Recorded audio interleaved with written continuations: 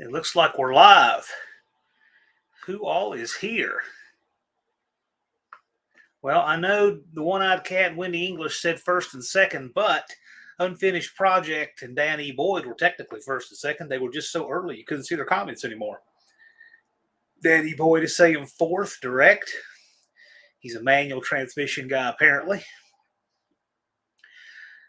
Says he's digging on the Chevrolet. So if you saw the thumbnail for this live, it's a third gen 91 Camaro and a 55 Chevrolet.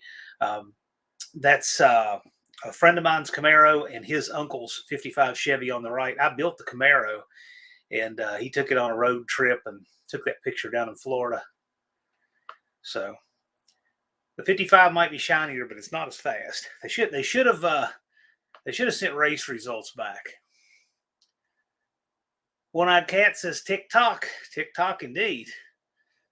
Clock in the calendar, wait for no one. Mexican Spec is here.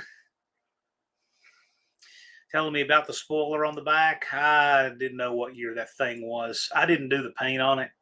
I did just about everything else. Yeah, and it sits high in the front. Those 82 to 92 Camaros, they didn't really have a good way to run dual exhaust. So the way that one's run, there's a crossover pipe that runs into a bigger pipe. But the way it's set up to have any amount of ground clearance, you have to cross over. It's unfortunate. They should have made room on both sides of the tunnel to put true duals on it, but they did not. And that afflicts all of those Camaros that year. Unfinished Project found an exhaust system that had flattened pipes on the bottom. I've made some of those. I've got a header that's, the pipes are perfect D shape where I hit a huge pothole on a mountain road many years ago. In fact, if you heard about the fire at a junkyard in West Virginia that burned about 150 cars here, maybe a year or two ago, I was coming back from that junkyard. It was on Browning Lambert Mountain Road, and I flattened 3 header tubes. My friends were riding behind me, and they said you could just see the sparks everywhere. And I rode it that way for probably another year, and then I switched headers. Turbo Tom is here. Wendy English is back. NSB Custom Cars says, happy Friday, John and everyone. Well, how's it going, Lee? Glad you're here. And or Dean. Dean sneaks in there on that account too, maybe. I don't know. But good to see you in here. Buff Del Campo is here. Punisher Lamont says, good evening. How's it going, Ray? Cope says, Merry Christmas. Well, indeed. Buff Del Campo says, the heart is gone. Yes. Took me a while to figure that out, so I called old Tony's Hot Rod Garage because he's good at such things. And it's on the customization tab, but it's on the customization tab, unfortunately, not for the channel, but each video. So I've got to go into every single live on the settings and get rid of that thing every time. So I will try to remember to do it because it blocks the bottom comment. Rabbit Transit Garage Jay is here. Don says, Wendy got my heart back in 1985. Well, you can have this one too if you want. If you need one to replace it.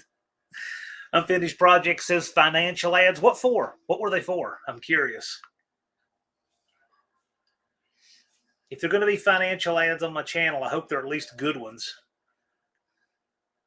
Ooh, Wendy says 1984. Oh, my. Could be a management problem there. Torque Racing Production says Camaros. Who would build one of those? That's a great question. I did that one a while back. Never in a million years would I ever thought about fixing the exhaust clearance the way you did, though. Pure Pontiac Garage is here. Dan E. Boyd. 3-inch singles about as good as 2.5-inch duals. I can't remember off the top of my head what the math is, but it's really close. Same cross-section area. And actually, it probably is better for the simple reason that if you have all 8 cylinders running through the one pipe, you probably have a higher exhaust gas temperature. But that's just a thought off the top of my head. I'm sure some scientist hears that. I'll get data rushed across.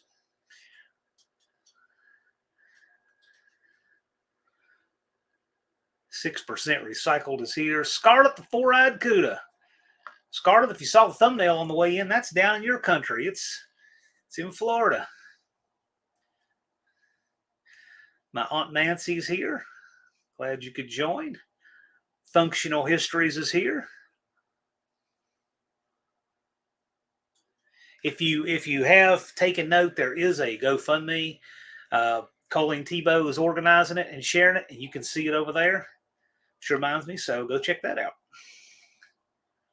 Danny Boyd says the orange paper apparently is not blank.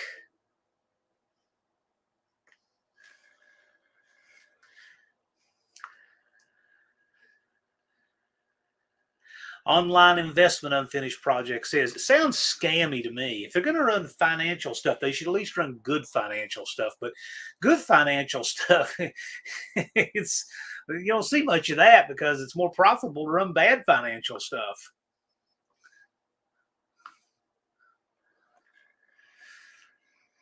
Danny Boyd says, my dad's brother brought a 68 Superstock 396 Camaro new. Cool.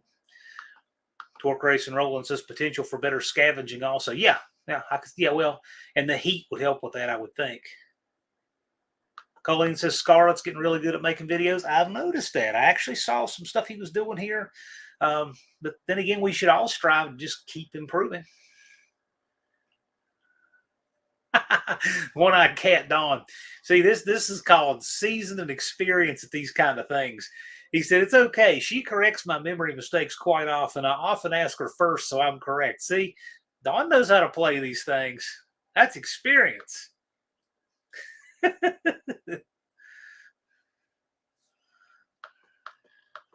month short of 40 years to be exact, Dawn, not 39.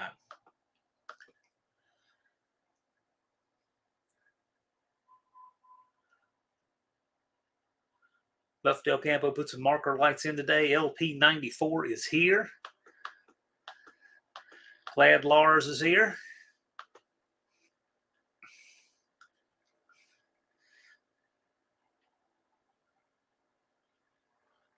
Yeah, Torque Racing says the wraps help us well. You know, speaking of, there's so many things that reminds me of that teal green looking Camaro there.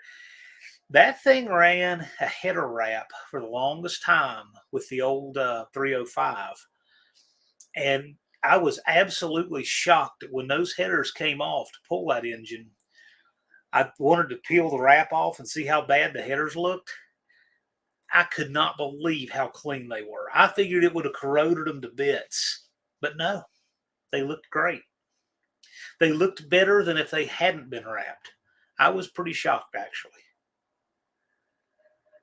38 POS Racing says the full house we have here. Oh, we're still about half what we get on Maximum Ordnance, and when I don't have a guest. I do have a guest coming up. So next week is going to be the Merry Christmas edition. So we'll have a Christmas themed live next week. And then on December the 29th, our regular time, we're going to be announcing the 3rd annual AHRA No Name Nationals. So that is coming 2 weeks from tonight. And then beginning January 5th, I'm going to get back to a more regular schedule with guests. I don't do as much of that in the off season, but we'll see. We'll have more guests on come first of the year. Buff Del Campo got all 4 side marker lights from Mexican Spec. They fit perfectly, look like original. Yeah, that's what I hear. I get good feedback on those Mexican Spec lights lenses he has. So NSB says the spoiler and ground effects were 91 and 2 only. Z28 got the high spoiler and hood cows. Well, that was an RS Camaro. It's a 91 RS. But see, I don't care about any of that kind of stuff. What I know is it's got an LS in it. We stuffed a big roller cam in that thing, ported heads. That thing flies. It is fast. T56 went from a 273 to a 323 gear. It moves. Still needs more gear. Needs about a 410 gear, actually. Or at least like a 373 would probably be pretty sweet. But I mean, even then, the 6th gear in it is 0.5 to 1. So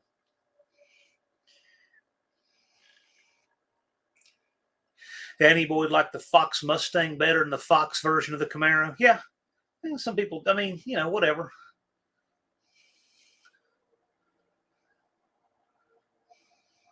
Max Wedge Dick Dastardly. Guys, question mark? Yeah. Hey, I see J-Bo's here. Danny Boyd loves the 67 to 69 Camaro RS. Boy, that's an odd one. That's not a very popular car.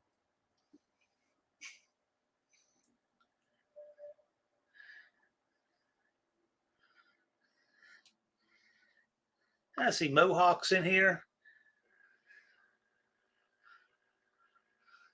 Hot Rod Guy Garage. Can't wait for No Name Nationals 2024. I'm telling you, we're getting close, man. We're getting close. There's already work going on for it.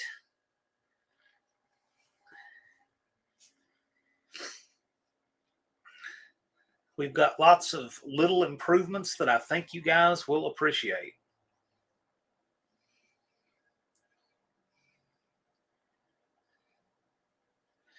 Danny Boyd says you could get the RS package with either Super Stock or Z20. I have no idea. I don't have any. That stuff just doesn't mean a thing in the world to me. I know that the short block unit is out of a WS6 Firebird, a 2000 model. And I did the swap back when it was really exotic. In fact, the motor mounts on that car are prototypes for F-Body Performance or F-Body Motorsports. I don't believe they're still around anymore. That was Roy Fender down in Charlotte area. And those are the prototypes and were powder coated. So that's a really early swap. You didn't have kits back then. So it actually has a street rod style header on one side that's pretty vertical and a swept header on the other. That's just what it took to clear that chassis. Buff Del Campo had a 67 Camaro. Wish I still had it.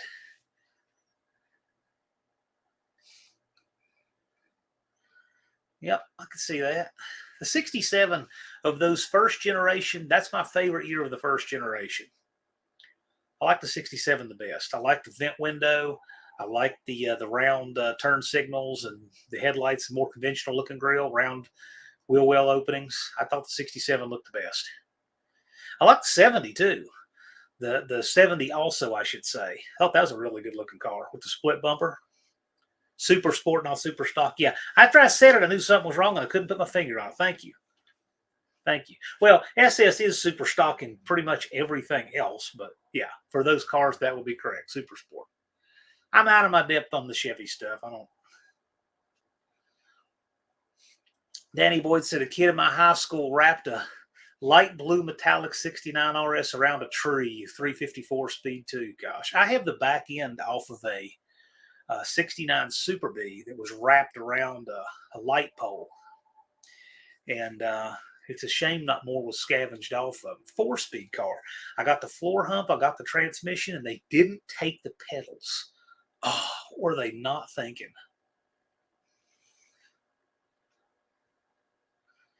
I mean, the only Mopar 4-speed pedal I have, clutch pedal I have, is this janky mess of stick welded trash. And I mean, I can use it. It works, but I'd love to find a set of pedals, but so would everybody else. J-Bo said the closest I ever got to a Camaro was a 67 Chevy Impala wagon. Could see that. And by the way, J-Bo, I have not yet had a chance to watch it. I've seen the thumbnail of reassembling that 904. I'm looking forward to it. But I will go ahead and recommend it because I already know what kind of good video it's going to be. J-Bo doing a transmission. So Battery Productions reassembly on a 904 that J-Bo's doing. So I want to see it. Y'all should too. It's going to be a good video. J-Bo knows a lot of stuff about doing transmissions. Smoke Wrench Garage. What's happening, Sean? Glad you could make it.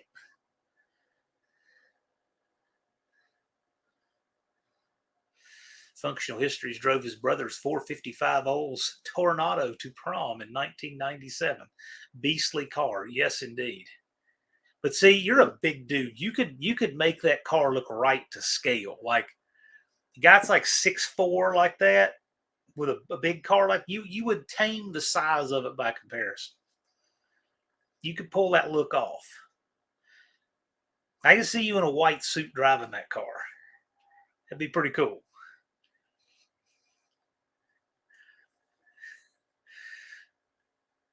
Mexican Spec had 267 Eldorados. Oh, wow.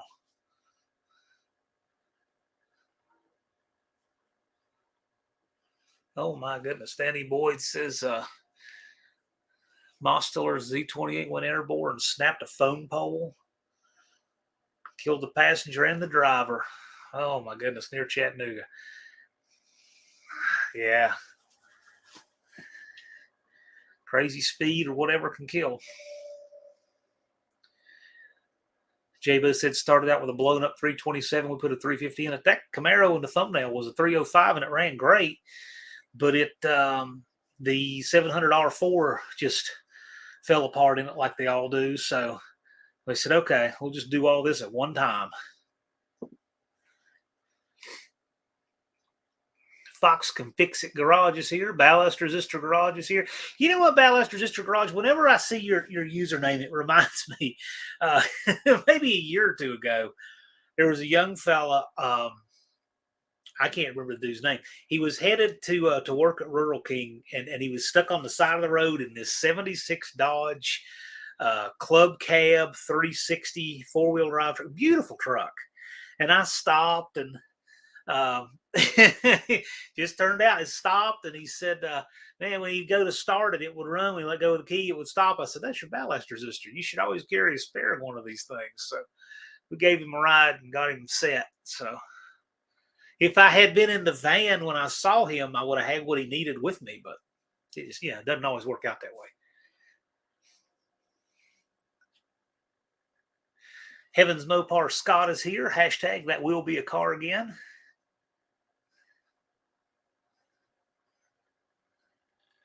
Buffdale Campo says it was a 1-year dash. He really likes the 67 full-size Chevys. Yeah, there's a lot of great automotive art and body styles and all kinds of stuff from the past. I mean, I'm a Mopar guy, but I appreciate all of that stuff.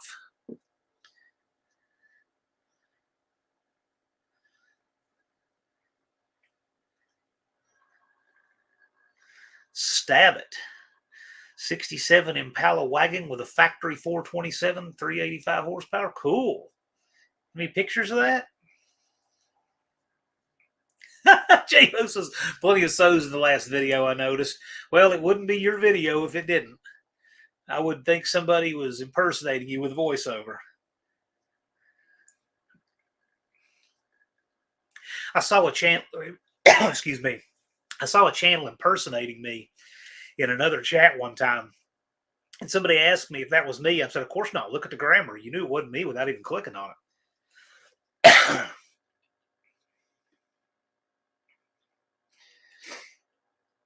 Danny Boyd says 65 to 70 was the high point of automotive styling. I would disagree. I would say that 70 was the high water mark of all engineering. Best cars are found 10 years either side.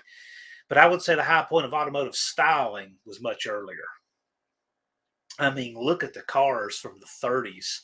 And of course, the 40s, mostly World War II. But look at the 30s and look at the 50s into the 60s. I think that high water mark was in that area.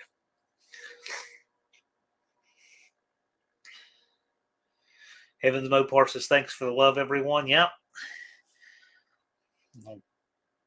Scott, there's getting ready to be a number appear, and there is nothing's going to stop that number. So Fox Can Fix It says 58 to 63 was styling pick. Well, yeah, I mean, it's a very subjective thing. Very subjective thing. I mean, there's a lot of people that like the pre-war styling. I mean, man, those cars were something else. Some of them, the higher end ones, of course.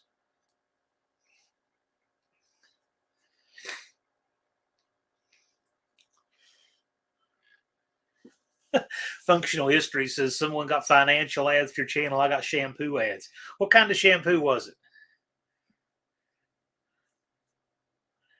I prefer Pantene for what little hair I have.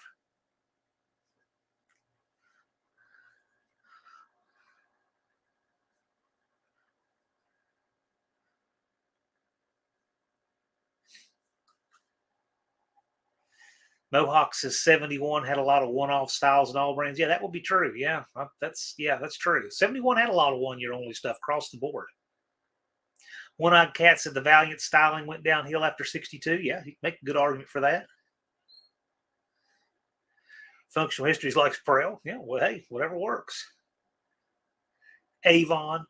Oh man, is this going to be like the asking you guys what you had for lunch, what your favorite music is, and what year you graduated high school? It's going to be one of those things where everybody in the chat. We've got a Prel, we've got an Avon.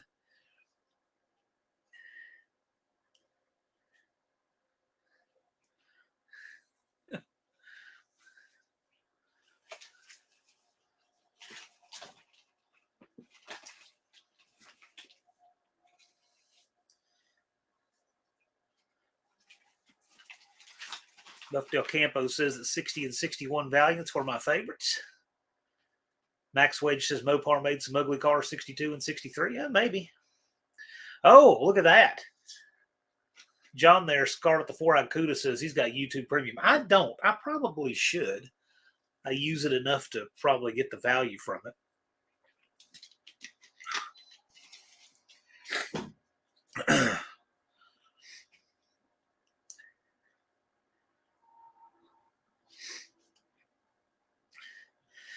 One-Eyed Cat says I'm partial to road toads.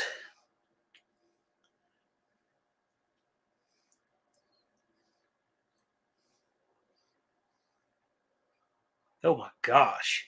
Fox Conviction says Irish Spring so my hair can smell like Guinness, cabbage, and corned beef. Wow. If Irish Spring really smelled like that, I wouldn't touch it. Soap actually smells good. Speaking of soap, I think my favorite hand soap is the pomegranate scented. That is just the best.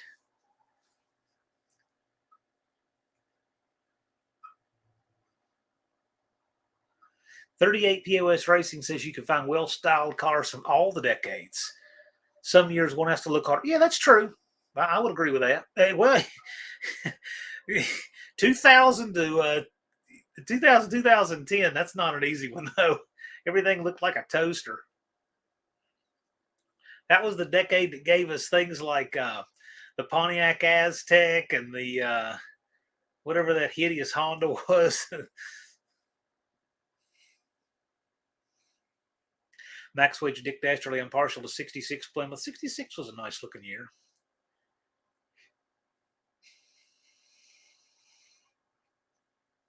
Fox Can Fix It asks a good question. What's everyone's favorite degreasing soap for hands and car parts? Wow. Well, for hands, truthfully, my favorite is the Gojo with pumice. I like it the best. I like the fast orange, like that fine too. It's got the pumice. To me, that's just where it's at. Uh, like a Dawn dishwashing liquid's fine, but I'll tell you, it's nothing beats the pumice when it's. I don't care how many times you wash your hands with like Dawn, it won't get it like the pumice will.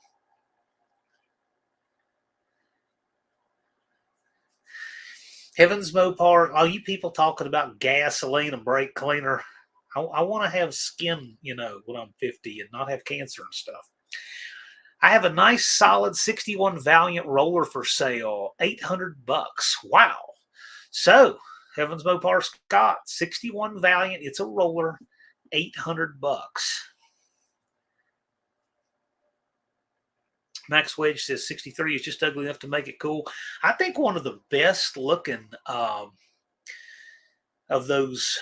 Of course, 67 was kind of the year of the more modern in the A body, and 68 was in the B body. But I like the 65 Coronet and Belvedere. I think those were really good looking cars.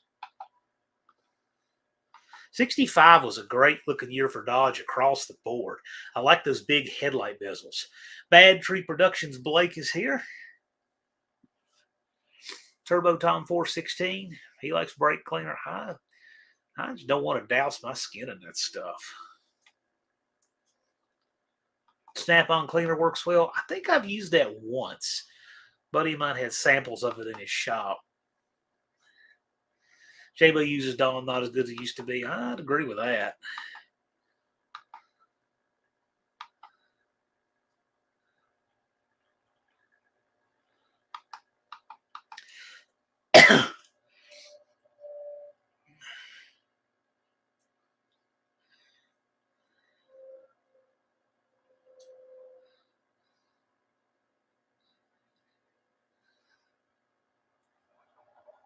What are we talking about there, Hot Rod Guy Garage?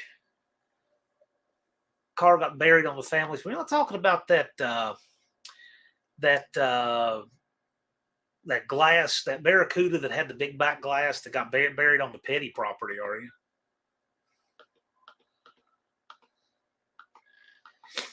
Diesel grease is hardest to get off your skin. Mopar Joe says, familiar with a 4-door 65? Yes, he is.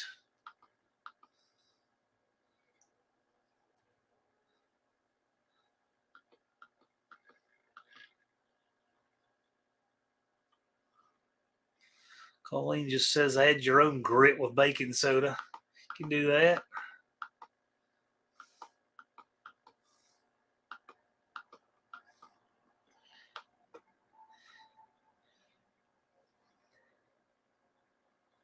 Auto Salvage Outlaws in the house. Good to see you.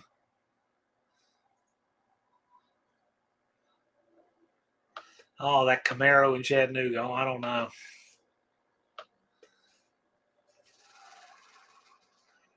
Turbo Tom said, if I had a garage, I would build something.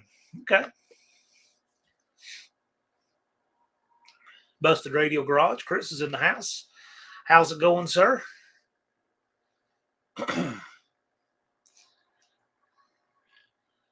Bad Tree Productions is wanting to ask us for making snowmen, asking Joe. Well, he's not, I'm sure. I haven't had a quarter inch of snow to do anything with this year, and I'm content for it to stay that way.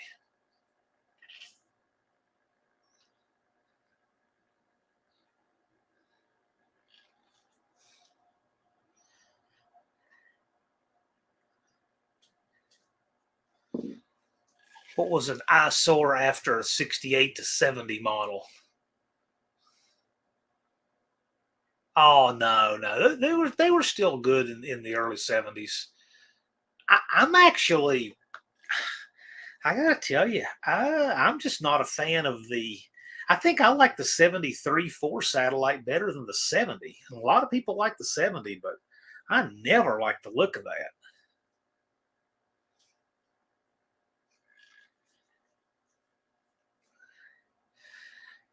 Andy says you don't need a garage. I built Casper in a driveway. That's right. I had a guy start a jihad against me for years over mentioning that to him. It kicked an excuse leg out from under him, and he's resented it ever since. But it's true. Casper was built in the driveway.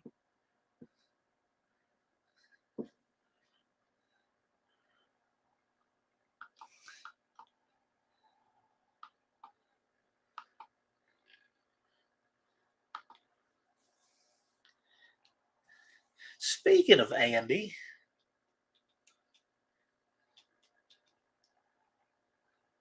Dakota says, I like a 73 to 74 Plymouth. Yeah, why not?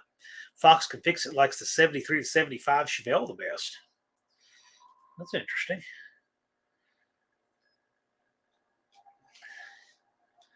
So here's Andy Wood. You guys didn't know he was a model, but check out the new threads there. If that'll focus or not. That is a prototype shirt.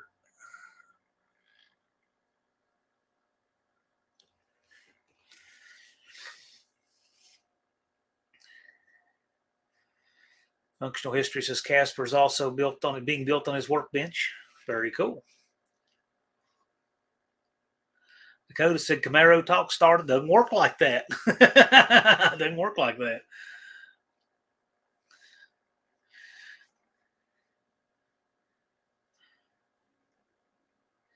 Old McDonald has a car like the 68.9 GTX Best, 69 Coronet, RT 68 Dark. Yeah, that's all real popular stuff.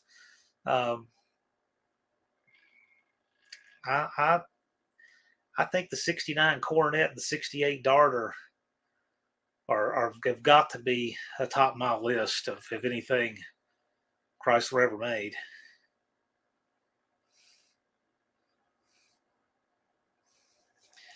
Turbo Tom says the town I live in will give me lots of tickets if I tried working on anything more than a week. Yeah, some of those places are like that. Too poor for the first year. You're not too poor. You might be too broke, but you are a young fella. You can fix that quickly. You can.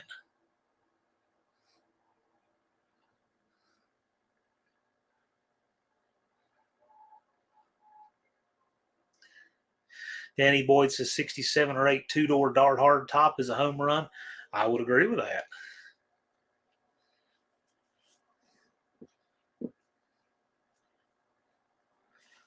.38 POS Racing is partial to the first generation Firebird over the Camaro. Not many people are, but they're certainly worthy. It's the same chassis. It's a great car.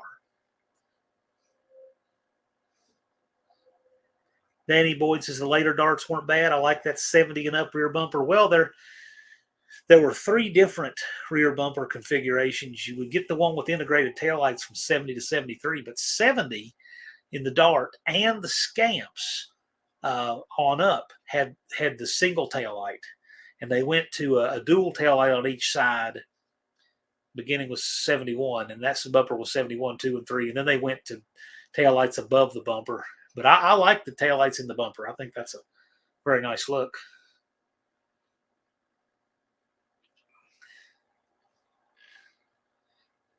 Old McDonald, that won't happen. That works the other way. She wants a nice house and finds a guy with money. That's how that works. Just Mopar Joe said that Dart Sport was a unique rig. The Dart Sport was a duster with a Dart front clip. It even had the Plymouth wheel openings. It was one of the few things that didn't get brand specific wheel openings. Most Dodges had different wheel openings than Plymouths, and that was an exception. It had Dodge in the front, but it kept the duster rear wheel opening. I always thought that was interesting about those cars. The Dart Sport was a cop out. Should have told the religious right. Yeah, well, that was different. I mean, that was a business decision made through the lenses of 1972 eyes. Today, they obviously don't care. But then it was, but yeah, in hindsight, we see what we see. But you never know. That religious right had a lot of power in the 70s. And I'm sure they were scared of, having a lot of problems with their brand. Dakota got to ride in Chris Testa's 69 Firebird. Yeah, it's a nice looking car. Joe says A-body Mopars make the best race cars. Well, you got good reason to say that.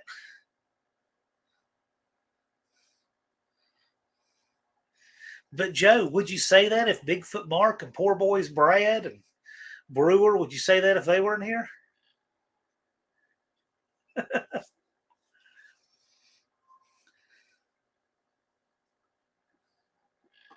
Engine Light Garage is here. How's it going? Dean Stevenson from the other side of the sphere we live on. How's it going?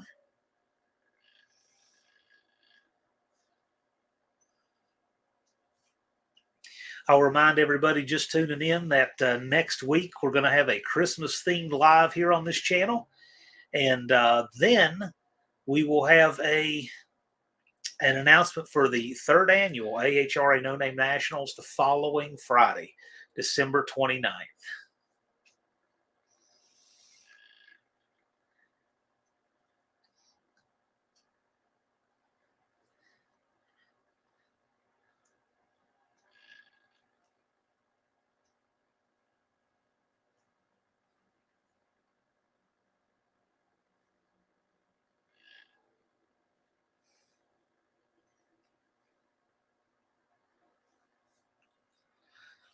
Danny Boyd said a police Fairmont from the neighboring town came after a guy speeding the 69 Firebird. Well, that's cool.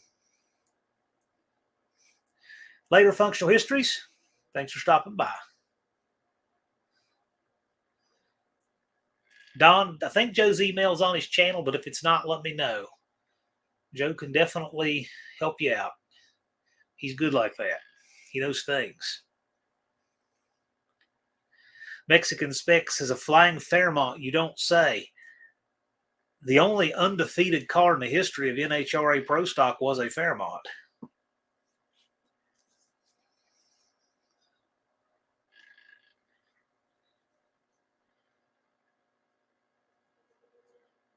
And there is the link for Functional Histories in the chat.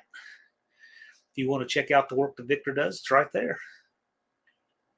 Neat stuff.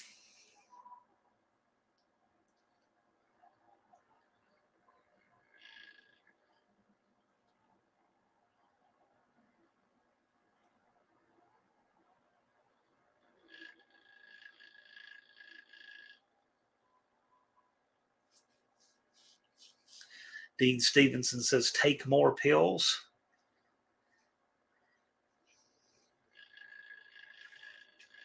Not me.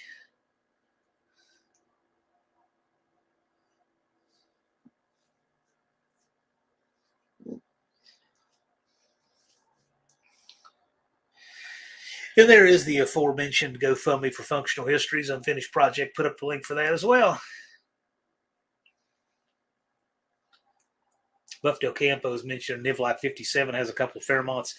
They do. And Calvin just put a wood grain pattern on one of them. I thought that was pretty cool. I dig the wood grain. These things that went out of style with such rebuke and hatred are now coming back for good reason.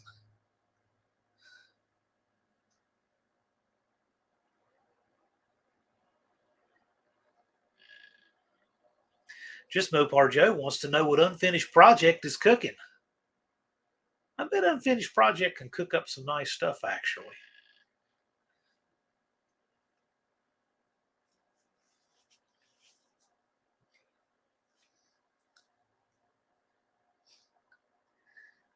Unstuffed peppers. See, there you go.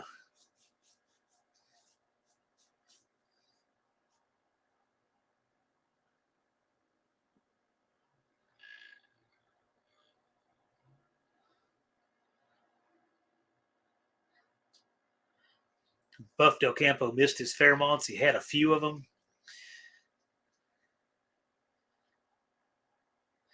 Yeah, I don't know, Danny Boyd. That kind of stuff, the car show stuff like that is just not what I know much about. That kind of stuff. It's good stuff though. It's good. It really is good stuff. It's interesting.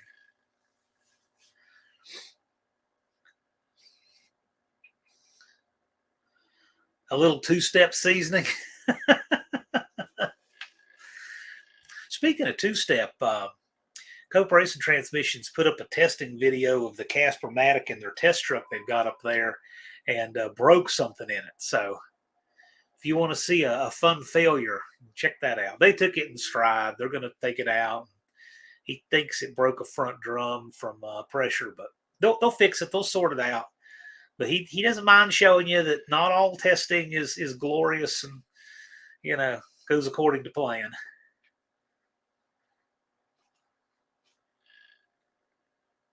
But the part he designed, the valve body and the brake, works beautifully. So get the rest of the transmission happy with it, and that combination is gonna rock. Should be available around March, April.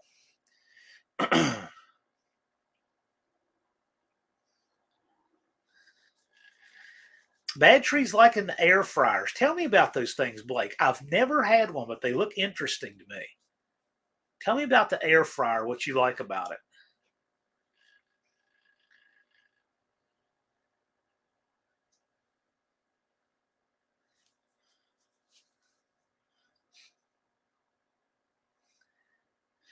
One-Eyed Cat says he watched a Casper-Matic contender. Yeah, it's a great piece.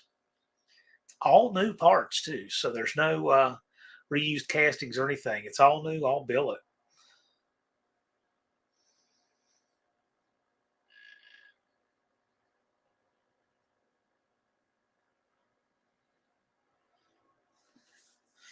Yes, latest No Name Nationals videos up. NSB did a great video. Yes, I saw that.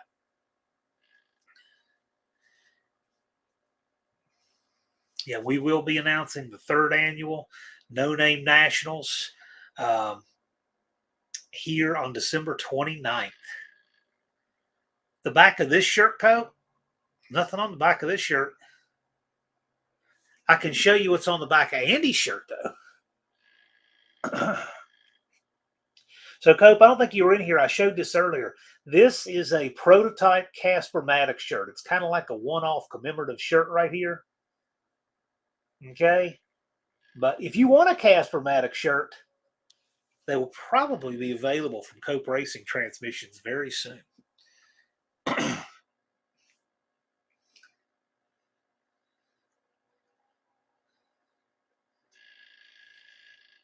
As will the valve bodies.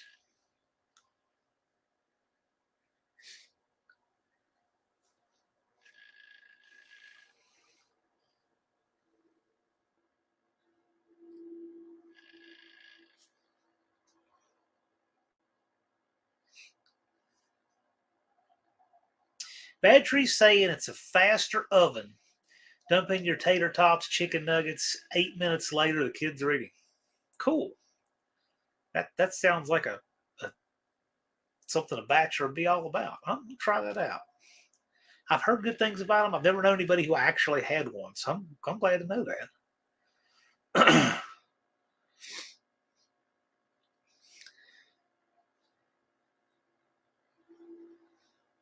Corking up the exhaust a little bit downstream. Okay. Punisher Le Mans Ray loves his air fryer. Cool. What do you like making in it? I'm curious about that. Danny Boyd says chicken strips and tater tots aren't just for you. Yeah, I can see that.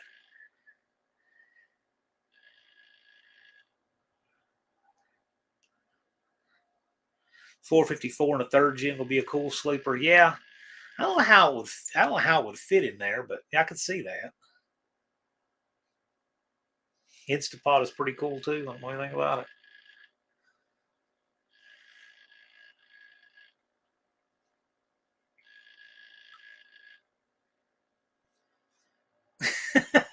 Ray says tater tots are amazing in the air fryer.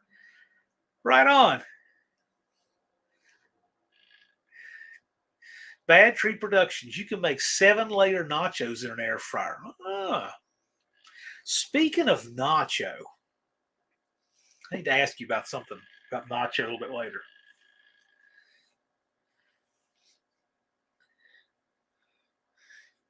What's not to like? I don't know.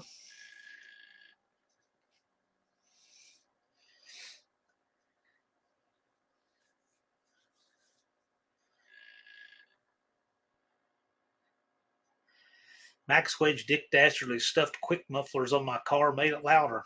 I don't know. One time I put a glass pack on the end of the exhaust on an 89 Hyundai Excel because I was erroneously told that to pass for inspection in Virginia, you had to have a muffler, which is not true, by the way. You do not have to have a muffler to pass inspection in Virginia. But it didn't change the sound whatsoever. Nothing. Because it was right at the very end of the exhaust, didn't change a thing. Sounded exactly the same. And it just added another place for the thing to rot, cost money, more complexity, less clearance. Did absolutely nothing. J-Bo took the Nacho out for a ride about an hour ago. Well, I finally got to ride in the Nacho at No Name Nationals. That was fun. Blake couriered me down to the other end of the track in it. That was very nice. Or the other end of the pits.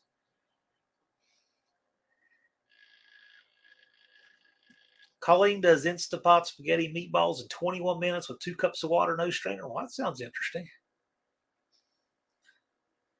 Yeah. Out on the streets today. Yeah, the day was a nice day. I think it got up in the 50s here.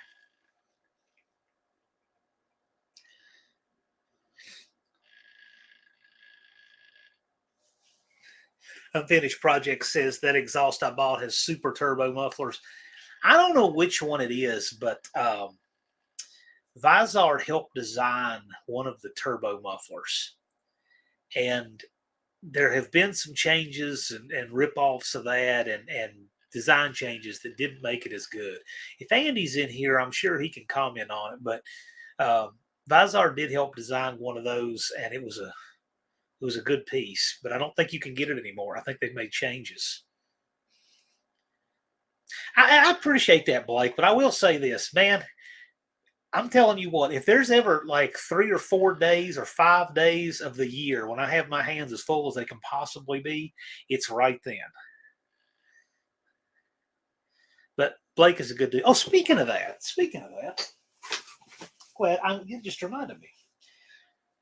So I've been getting a very mild amount of grief for my washed out BTP hoodie. Check this out. This is this is my new BTP threads here from Schultz Sign Company. And I had no idea this was going to be on there. This is just Cindy doing her creative thing she has license to do. Check it out. So you want a hoodie like this? Hit up Schultz Sign. I had that other one that I had worn, and I had just worn it and washed it and worn it and washed it, and sun and everything else until it was. I'll tell you what, it was a good test of how durable, and it's good stuff. I can tell you, if you want to know what something's made out of, wear it until you manage to wear it out. It's a good product. I noticed because I'm a hoodie guy, so like the stitching around the pockets, a good hoodie that doesn't tear up, and those stayed good. They stayed well.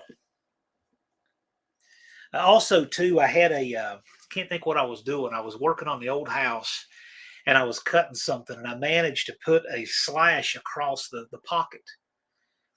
And I said, okay, let's see how long this stays without fraying out and becoming a mess.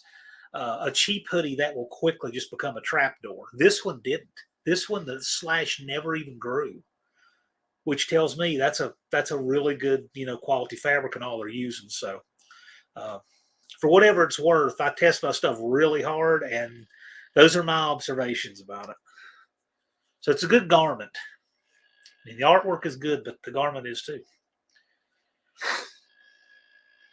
Punisher Lamont put some old turbo mufflers on my C10. Sounds really good. Cool. I like it. Junk Car Willie's in here. Junk Car Willie's been putting out some content lately. I always like his adventures and what he gets into. There's Chris 103 Customs. How's it going? Glad you're in here. Mexican Spec said all the fluid leaked out of his 727. An Uncle Tony shaped birdie told me it won't give me any problems with anything drying out. Is that true? It won't. I mean, what, just for storage? It won't. Bad Tree says, thanks for the review. Well, it is an honest one. It's an honest one. Tall Garage says, I don't like the fact you're not actually talking about turbos. Well, how often do I? Dust Devil says, every hoodie I own has burn holes from grinders. Well, I don't have anything that doesn't.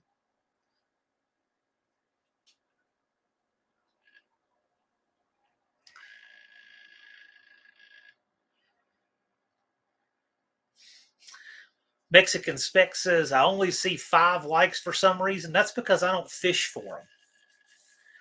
If you like it, hey, cool. I appreciate that.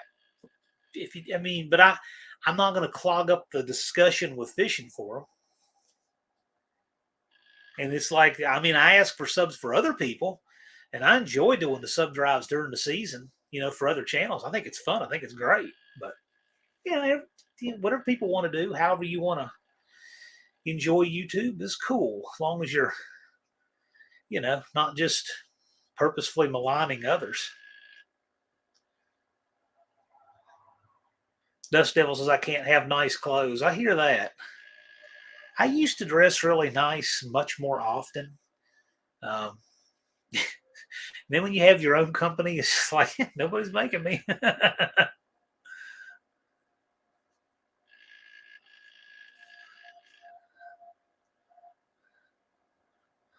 Wow, jumped up to 27. Oh, okay. Cool.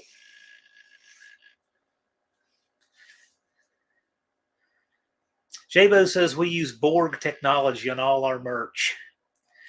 One of these days, somebody's going to ask Jabo to autograph something, and you're going to see his autograph, and right beside it, there's going to be this black circle about this big, and it's going to be. He'll say, "So I was putting a lip seal in this drum, and I set it down to sign it, and then when I picked it up, I thought, oh yeah, whatever." So, and then out the back mail, it went like that. Max Wedge Dick Dastardly says I can wear white one time, then it's a garage shirt. Yeah, I can see that. Mike's car hole is here.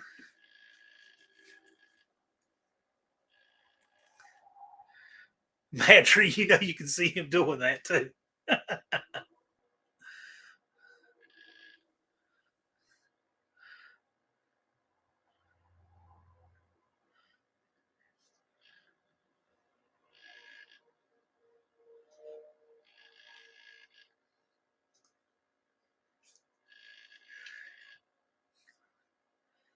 The so drinking game is quite popular some nights. Well, that makes for an early night, I'm sure.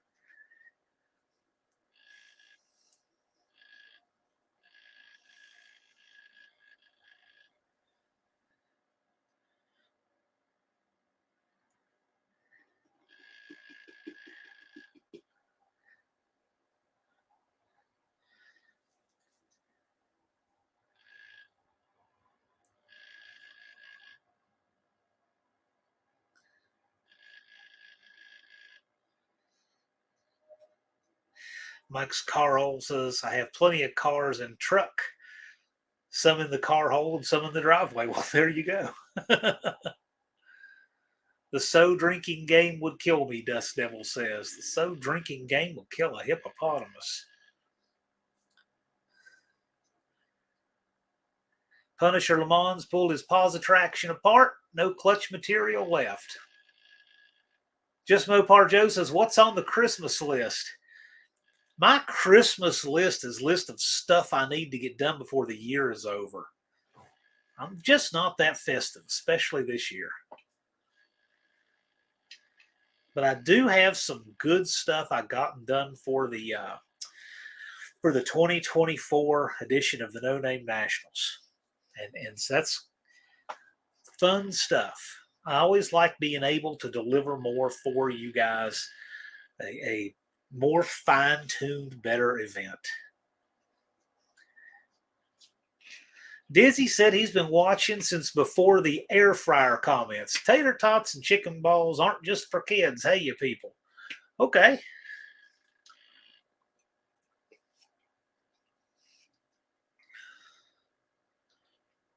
Dakota drove around for a little while with 3-inch glass pack header mufflers. Loud, but sounded like a race car. The 3-inch glass pack stuck on the back of the headers is at least better than open headers for no other reason. Well, the noise, yeah, but also the fact that you're killing power by not having any collector extension on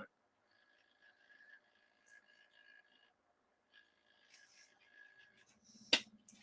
There is a good video on power cost in the real world on a back-to-back-to-back exhaust test on just Mopar Joe's channel, where he was sorting out the mufflers for his car. It's worth watching. J-Bo's is the polite version of Tourette's.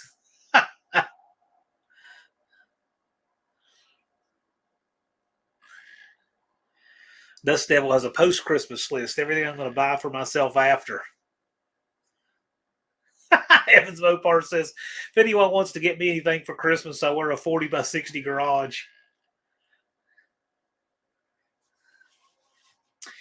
Chris 103 Customs asks, I have a nice cage in the 74 Camaro I have here. Can I look up the number on the cage that was welded in? I have no idea. Was your cage a kit? It's possible. I don't, I don't know where that would be.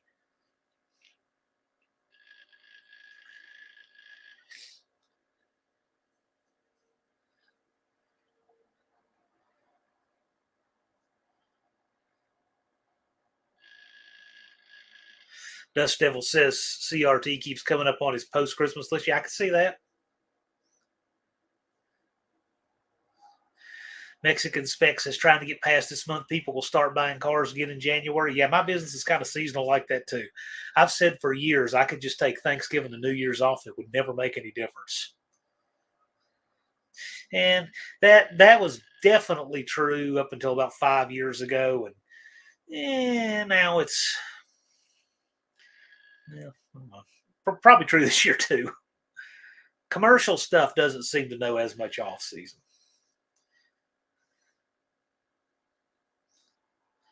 Yeah, Unfinished Project wants to look that up. Just Mopar Joe's looking for a Red Ryder BB gun with a compass in the stock. Is that how you aim it? You say, northeast.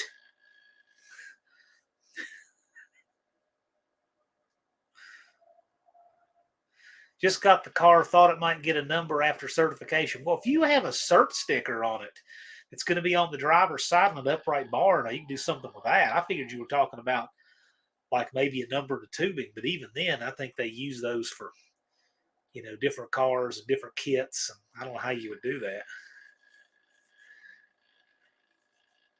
If it's Chris, if you know the cage, if it's been through certification before, it should have a sticker on the driver's side on that bar on when you open the driver's door, you'll see it. It should be right there. There should be a certification sticker that's punched out with expiration.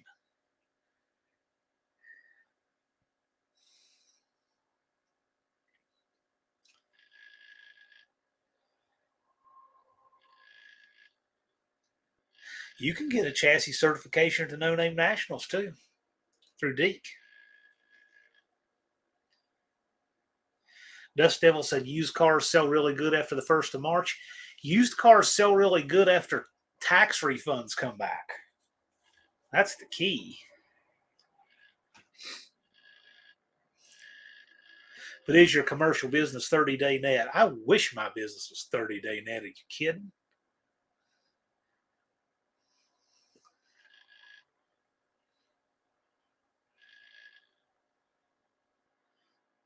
This is passed on my channel 3 lives ago. Okay, cool. JP's been on the phone with AT&T for an hour. He says, "Howdy, y'all." Uh, an hour with AT&T. I bet he's fit to be tied. Lars, you need to be filming that. You need to be. You need to film that for whenever he gets off hold. I bet that's going to be good. Exactly, Dust Devil. Right. I know that I have to get 1099s out by this January 31st. So that sounds about right.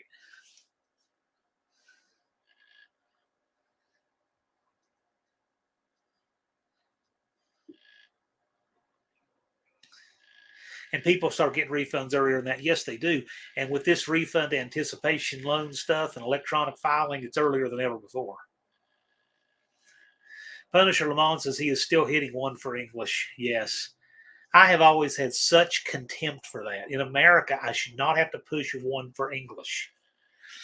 The ATM at my bank now has that. I have to select which language to continue to use the ATM in, and I hate it.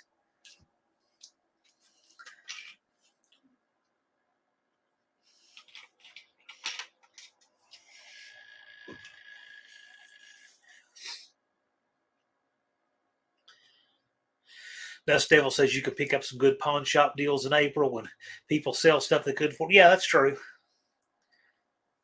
Although the pawn shop we have here in town, their prices are ridiculous. They're not good prices at all.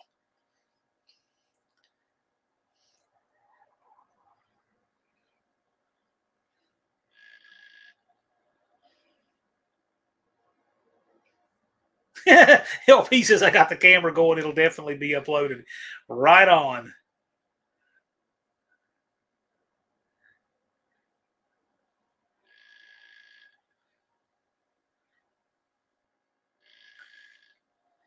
Yeah, that's the way it goes, 38.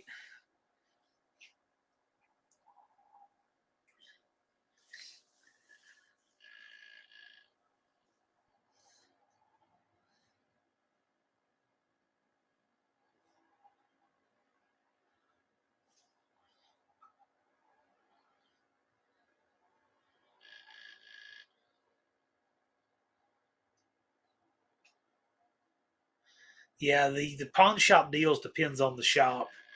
I'm not a fan of the prices of the pawn shop locally here at all. Um, there's just this is not my favorite pawn shop at all.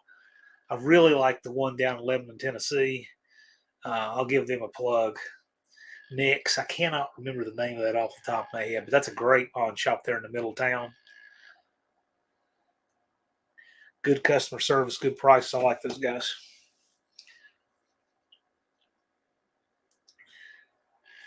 Punisher Lamont says, I hate tax season. I pay all year, then pay more tax. That's right. That's how it works. Jay Bo says, we're good with our local pawn shop. We get the good guy discount. Unfinished project has a multi-state complex tax situation. Yeah, I bet.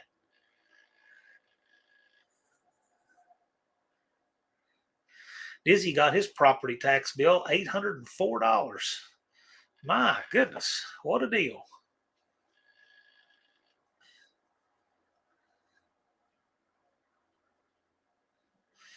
Chris 103 Customs went to one in Tennessee once. Yeah, well, everybody's results can vary. Danny Boyd's never been in a pawn shop. Well, you should.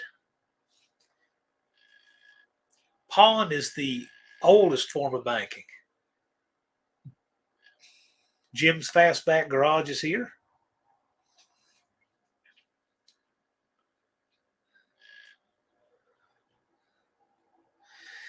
Indirect Connection Jason is here.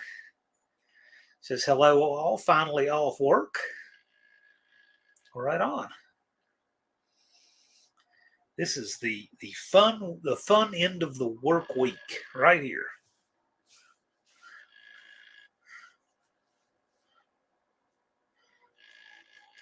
Max Wedge Dick Dastardly says, wired a new switch and relay to my fuel pump. Worked one day. Got to see what's wrong with it. Should have left it alone. What, did you fix what wasn't broken? Were you pushing a solution in search of a problem there? Just a house pickup and two old cars seems excessive to me. I figured that was just your real estate. That's 3 vehicles and a house? Well, if I mean, I thought you liked excessive taxes, Dizzy. Dr. Go is here. Fun and educational. Well, I don't know. We try to hold up the fun part. The education comes from the other folks.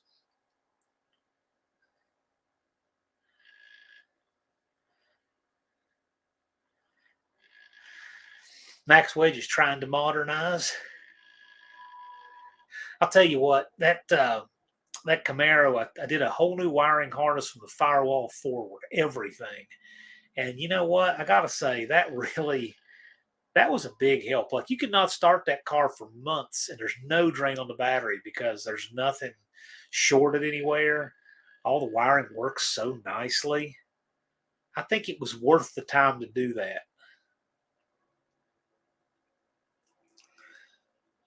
Punisher Lamont says, my house is 1,200 alone. I'm in the wrong state. Yeah, I can see that. One thing that I hate that they do in Bluefield, West Virginia, which I don't live in Bluefield, West Virginia, but I have property there, they charge you a much higher tax rate that's not owner occupied. And I hate that, but they do that there. And their tax rate, their assessments are cheap because there's no business there anymore. But their assessments are $2.33 per hundred.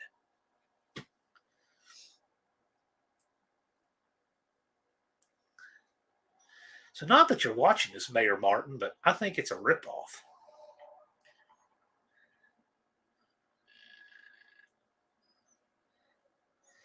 Yeah, see, Rabbit Transit says my property tax are $3,700 a year, and that's fairly inexpensive in Wisconsin. Yeah, well, that's a lot of money.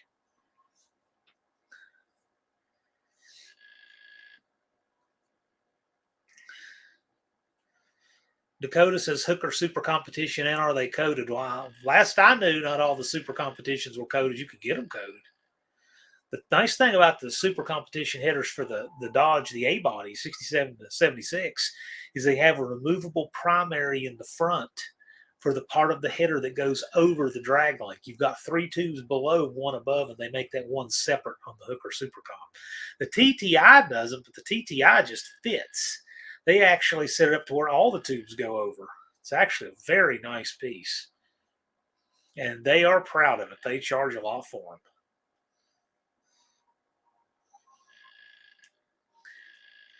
them. Unfinished Project said they hired an outside contractor here to reassess. Yes.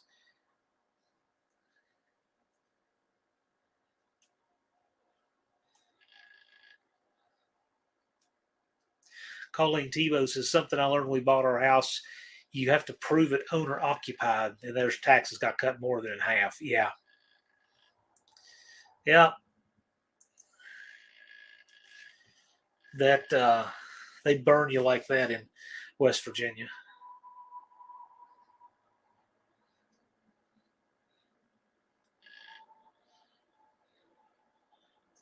You know, another reason I think that's such a ripoff is because if you're not owner occupied, you definitely don't have children in the school there, right?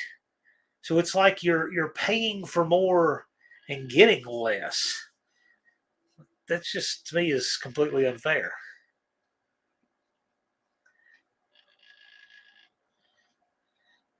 38 POS Racing says my property tax is reasonable. I have no plans to contest them. I pay more in vehicle licensing. Well, that's true. I mean, it's all a big racket, and it all comes from one place or somewhere or another. It's all a big ripoff, uh, and all of it's tax. Vehicle licensing is tax. I mean, so they try to sanitize it by putting in all these different pots to try to fool people. But what people should do is add up all of the tax they're paying, no matter what it's called, and call it what it is.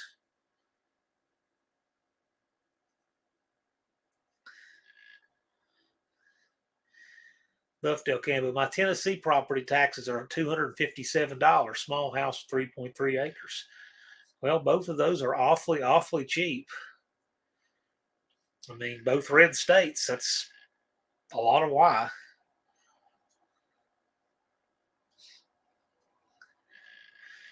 Taxes equal fees. Yeah, they call them something.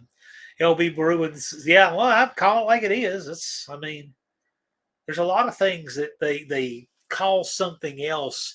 Licensing fee. Yeah, it's a scam. It's all tax.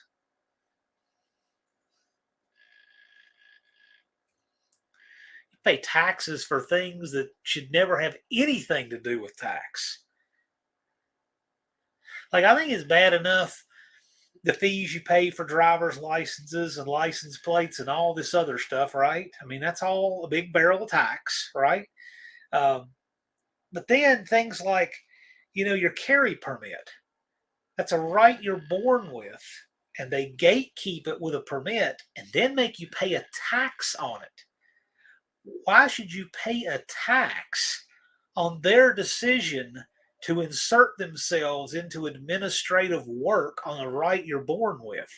To me, that's much worse than tax. That's insult on top of injury tax. But anyway, yeah, there's just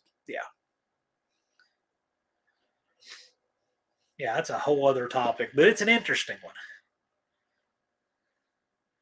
I remember, so if I go up to Copes, the West Virginia Turnpike, I got to go up it to get, that's what West Virginia, it exits roughly mile markers 30, 51, and 78 or 9, like those three.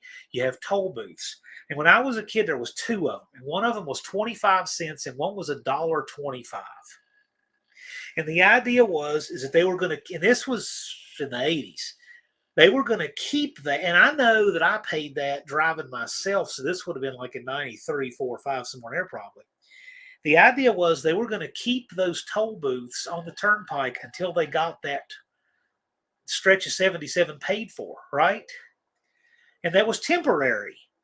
And they still have them. And now there's three of them, and they're $4.25 a piece.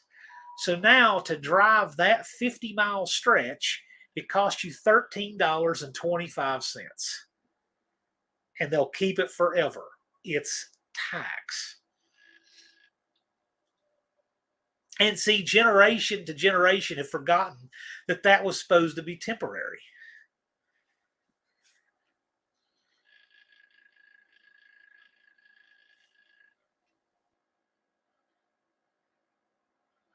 20 bucks be three, yeah. I think all that's interesting though. Point is just that we pay so much more than we realize.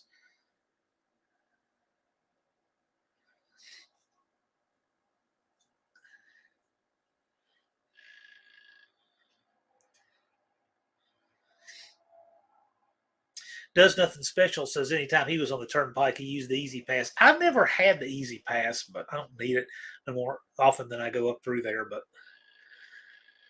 I keep a pile of quarters, and I give them quarters. They used to have this funnel where you would roll up and you could just throw it out your window and it would count it. And they took that out, and that's a bummer because I've always had exact change. I've never made them make change.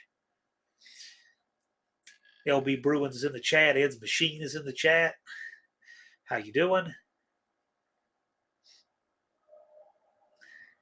Half price tolls with Easy Pass. Well, I mean, I don't know if I would get enough use out of it to do that. Cope says from 1776 to 1913 there was no income tax. Well, there you go.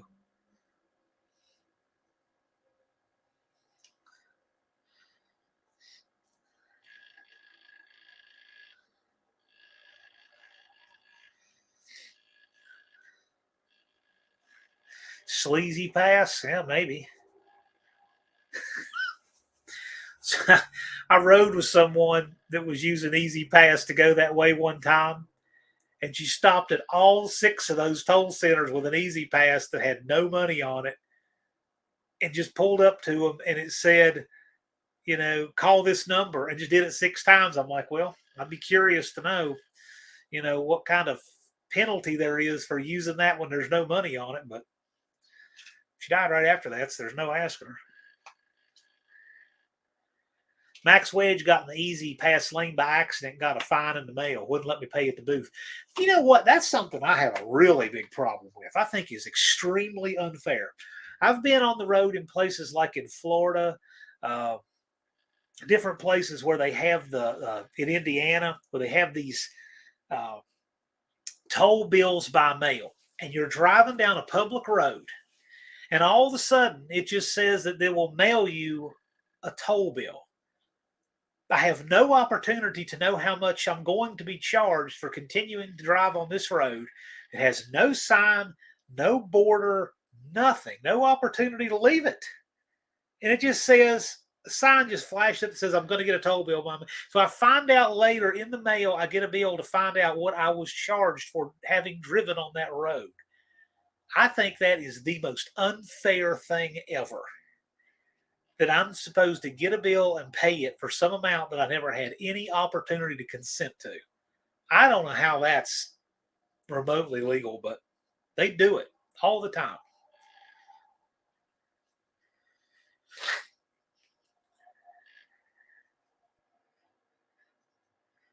That's how it is in Maryland now. Comes in the mail with a $25 late. See, exactly. You don't even know what it's going to be. You just get the bill. Timeouts are great. Hey, would somebody time Dakota out? He needs one. You can tell he's getting jittery from not having get one. Unfinished Project wants to know where dinner was tonight.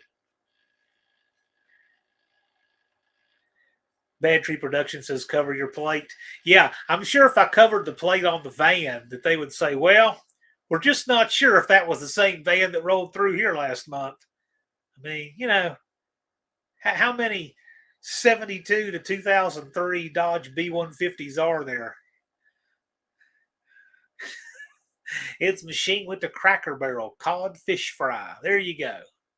Sounds good, actually.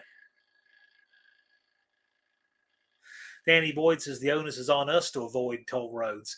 No, really, it ought to be on them to justify them and to have to get our consent to pay for us to pay them, give us an opportunity to not drive on that road. I think that's a game that we would have no hope of winning. That's not possibly fair for the motorist.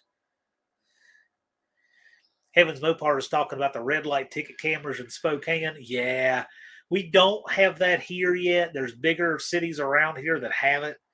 We don't have it here. I don't want it here. This town, I think, I'm not crazy with the leadership here, and I know that they like a lot of stupid things that big cities have just to look more highfalutin, I guess. They're getting ready to put a mess of concrete in at an intersection downtown here, and all it's going to be is harder for trucks to get through. They're going to go from 2 lanes to 1 turning right, put this big concrete median in. Every big truck is going to hit it. It's going to be a mess. I mean, they'll probably spend, I don't know, $150,000 making the road less usable. But that's just what they do.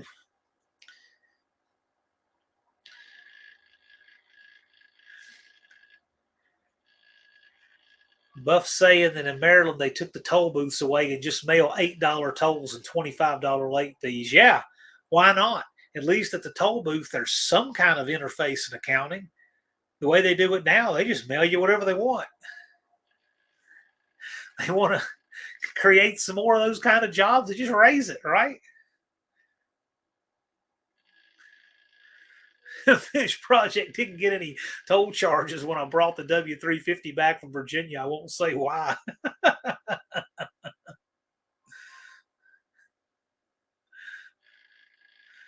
Hey, you didn't have my license plate on there, did you? Plow will take it out. Oh, Plow can't even get through there. You ought to see this mess they're proposing down here. It's absolutely ridiculous. It's going to do nothing.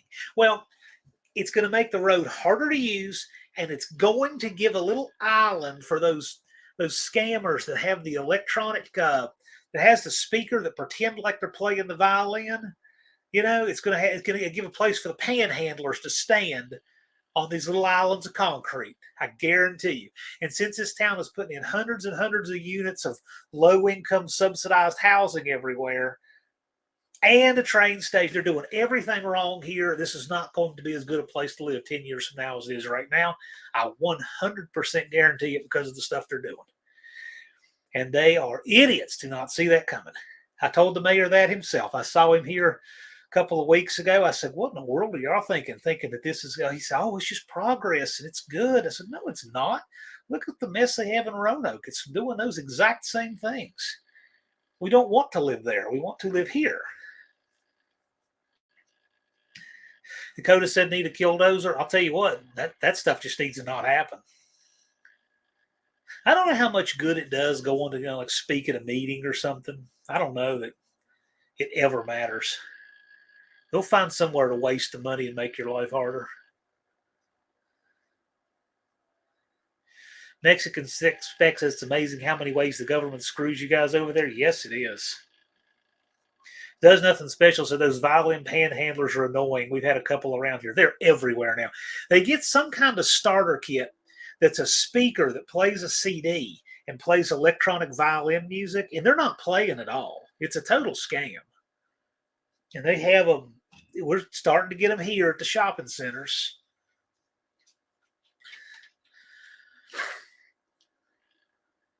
I know one thing, though.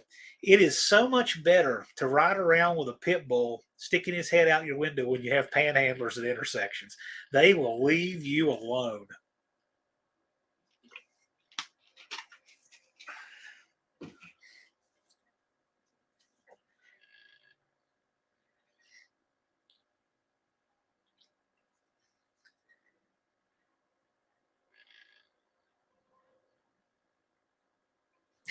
Dizzy says in Florida, he got a ticket because he didn't back into a parking space. Okay, I never thought that was ever a thing until I saw recently a place, and I think it's somewhere up north, of course, that tickets people who back into spaces instead of pulling to them. I had no idea that was even a thing. I don't know how that can possibly matter. I always prefer to back into a parking space to make it easier to just drive back out. I mean, like, what if you park there and then you have a big heavy snow? Isn't it so much more convenient to already have your car turned around?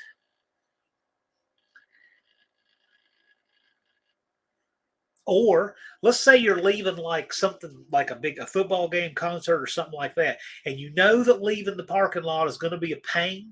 So much better to be backed in so that you can pull out and get into flow of traffic, because nobody's going to give you room to back out and take the more room for the 3 point turn. I always prefer to back into a parking space that makes sense.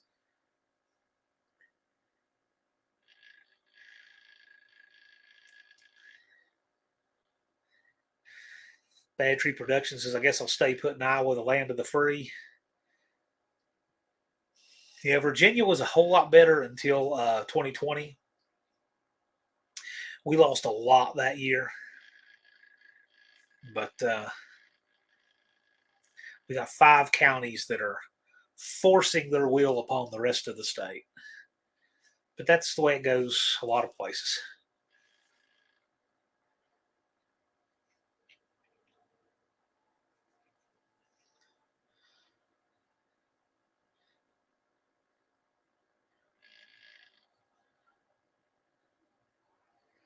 Mexican specs says the government forces you to have a backup camera in all new cars, but also have to back into a space. Crazy? Yeah.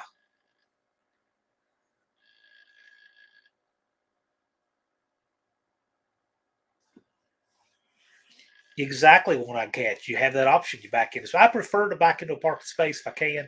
Depends on the situation. I mean, I wouldn't back into a parking space if I was say going to be loading something in the back of the vehicle when I got there. Now, that wouldn't make any sense. But it all depends on the circumstance.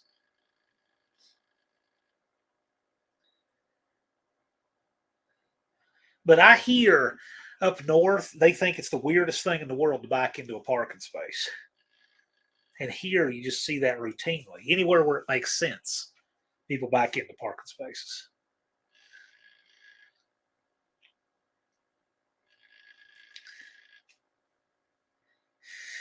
Izzy says if you run over a painted line, they can ticket you for it in Tennessee. Well, they could probably technically do that most anywhere. All right, Blake, later on. J-Bo says the Nacho hates a 3 point turn. What do you have in that? Is that a sure grip in the back of the Nacho?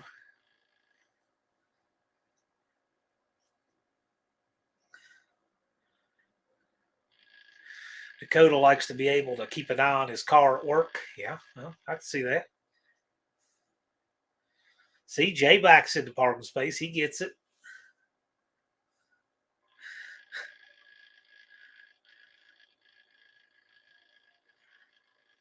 Technically, parallel parking is back into a parking spot. If you do it right, it is. If you're one of these head first people that inches 78 times, it's not. I know when drivers said we had to learn how to parallel park, but it is mighty rare that I ever parallel park anymore.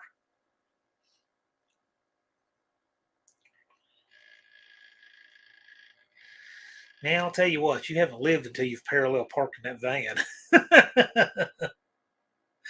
It's like docking a boat.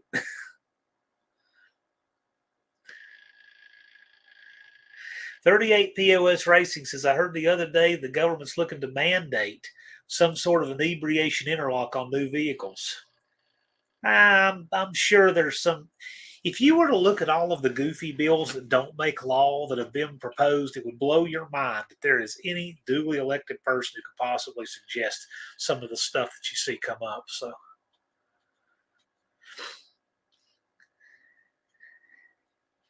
Danny Boy says, I don't like driving vans. I like it better than I thought I would.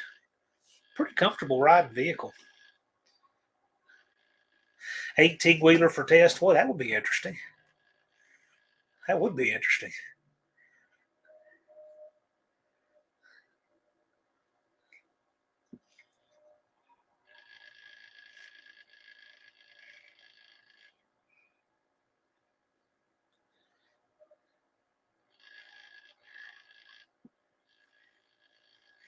Hard to see out the back, though. That's right. If you want to drive a van, you really do need to know how to use your mirrors. Some people don't.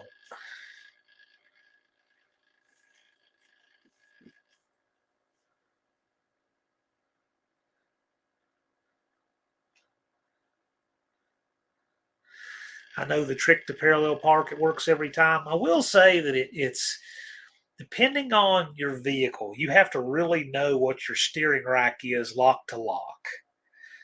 You do have to do that. And the cars that you're basing your starting point off of need to be the right distance from the curb. But if you know those two things, yes, there's a trick that works every time.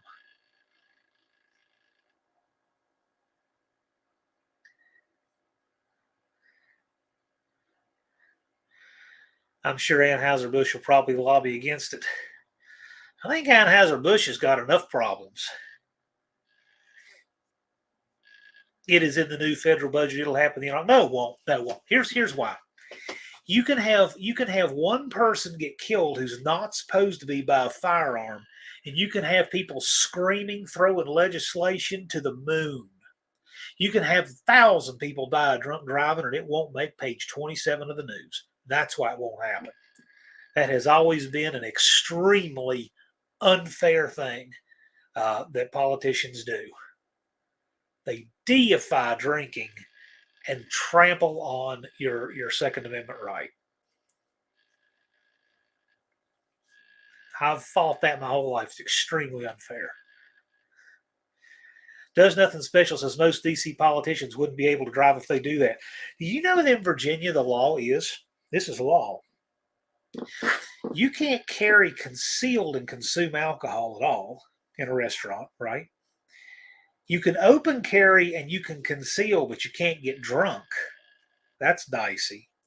But if you are a police officer on or off duty, a Commonwealth attorney or an assistant Commonwealth attorney, then you're exempt. You can get completely drunk and carry concealed if you're any of those.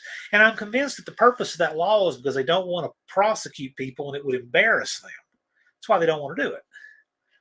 So when you see stuff like that, you know that nobody, our politicians do not care about any kind of reform when it comes to bad behavior with alcohol whatsoever. It has nothing to do with saving lives. You see that. So that's proof of that. Max Wedge Dick Dasher says the trick for rubberneckers besides you to swerve a little bit, they get away from you fast. Well, no, most people I see driving are in their own world.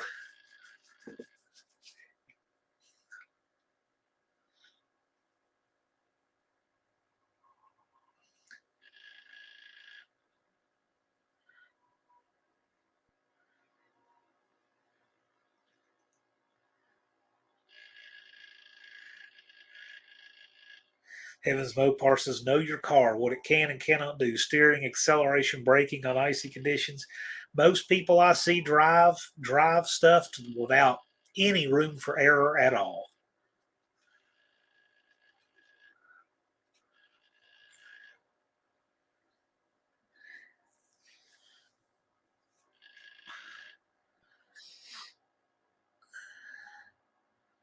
It's in the infrastructure bill. Doesn't mean it's going to happen. And I would never want to add a piece of unreliability to my vehicle. So I'm sure old stuff will be grandfathered in, and I have no interest in buying anything. The year begins with number two. Nick the Van Man 90 dropped in. Just had a bunch of Mexican food with technician Troy. Well, howdy. Glad you could swing by. We're just talking about ridiculousness when it comes to legislation that affects cars from our government.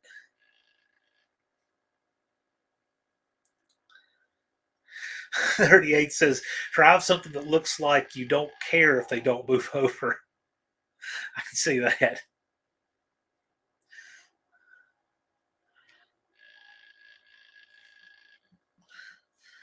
Later on, Mohawk. I will say here in a half hour, um, should be Tony's Hot Rock Garage is firing up for his live. Here in a half hour, at the top of the hour, he'll be live. And this is also a good time to remind people who were not here earlier. We're going to have a Christmas themed live stream next Friday, and we're going to have the announcement of the third annual AHRA No Name Nationals, December 29th, at our regular time. So that should be a lot of fun. And then, beginning at the top of the year, we're going to start having more guests on the show again. So I believe I've got my guest book for December, or January 5th, rather. And that promises to be a really good one. And more to come on that.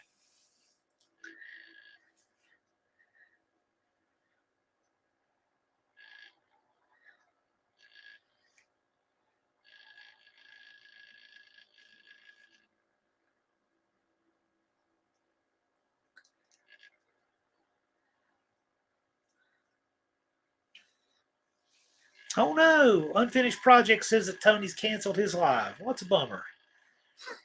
He usually goes live right after me. He might have had a lot going on. A lot of people have stuff going on this time of year because of the holidays.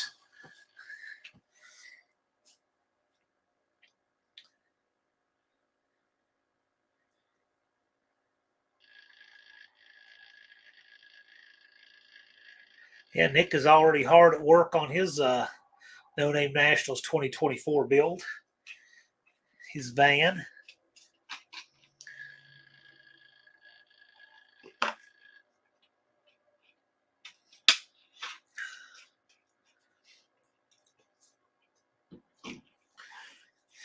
Rabbit Transit says the knotheads buzzing around Milwaukee would be entertaining. I agree. Yeah, so indirect connection. If you're not filming from your truck at the craziness going on the road, you should be. That gets good views. That's good stuff.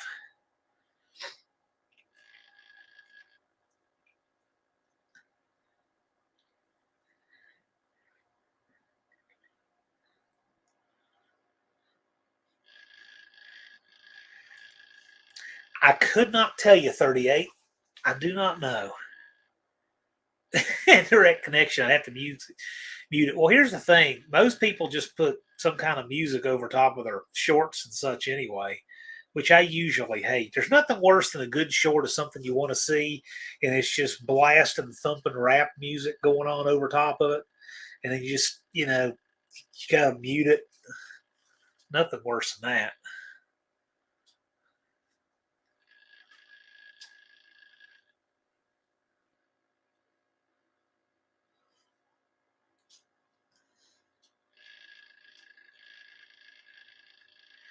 Max Wedge Dick Dastardly will be towing with his little red express truck in a tunnel and keyed ignition.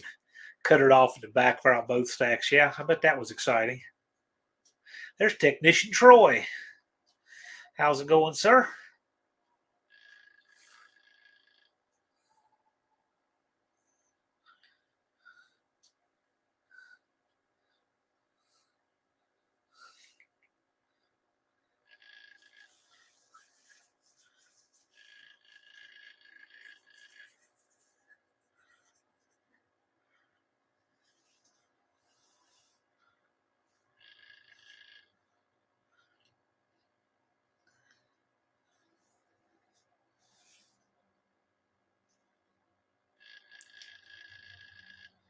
Yeah, you could beep it out if you wanted to, Jason. I mean, that's it's up to you.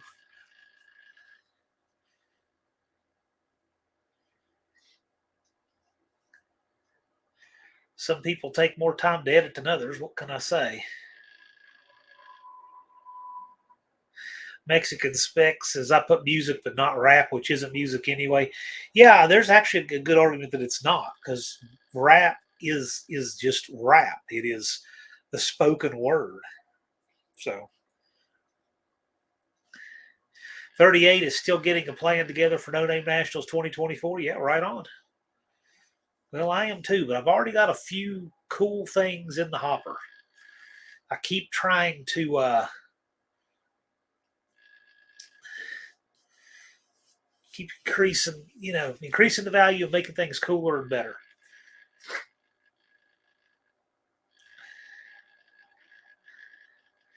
Does Jeff know that you're going to do a live with him, BNR?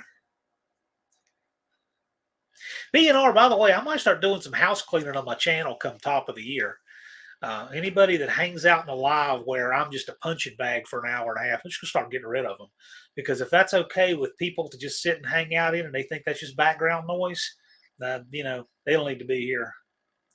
Just letting you know, pass the word. Dizzy Izzy said, anyone want to buy an SKS for Christmas? 87 police model with anodized bolt carrier. Well, that sounds pretty cool. I like the SK. It's okay. It's a good rifle.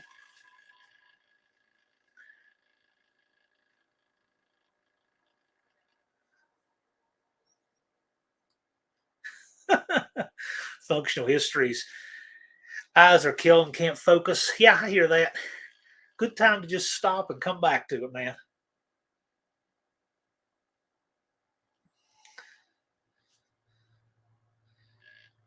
38 is saying, I'm thinking something in the eights, maybe with fins, maybe not. Yeah, right on. That sounds cool. Or the Corvair or whatever. Just the main thing is, Ray, is you make sure that you plan on being there, and whatever comes with you is cool with us. We want to see you. I figure if everybody wants to come back and see everybody each year and have a good time together each year, the car thing will take care of itself. And so far, that has been entirely the case.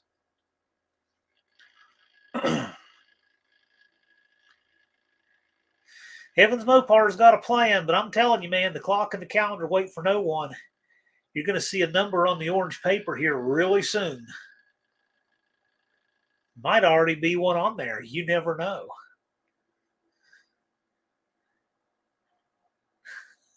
Indirect connection says 8 minutes will be an improvement. Yeah, I can hear that.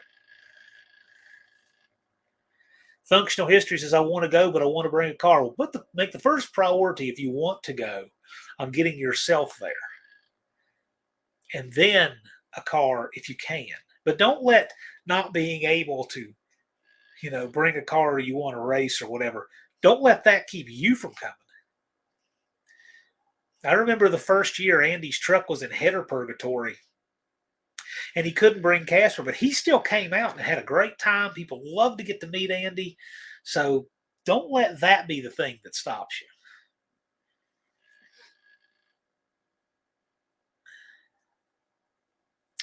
But B&R, I'm just sitting there telling you, it's not background noise. If you don't know what that guy is like now, I mean, it's just not okay. And it's not a fight. I've never done anything to that guy. But they'll just sit there and do that. And if that's your place to hang out, it's a free country, you can do so. But I'm not a public utility. I don't have to have it here. But anyway, enough of that. I've already told the mods, don't even ask me. I don't go over there. But I've already told them. Max Wage Dick Destiny says I'll probably make the No Name Nationals this year. My buddy detached a retina and cataract operation, probably not allowed to race. Ooh. Well, I'll tell you what, it's coming up, and we would love to see you. Functional history says think of a project vehicle. Yeah, that's cool.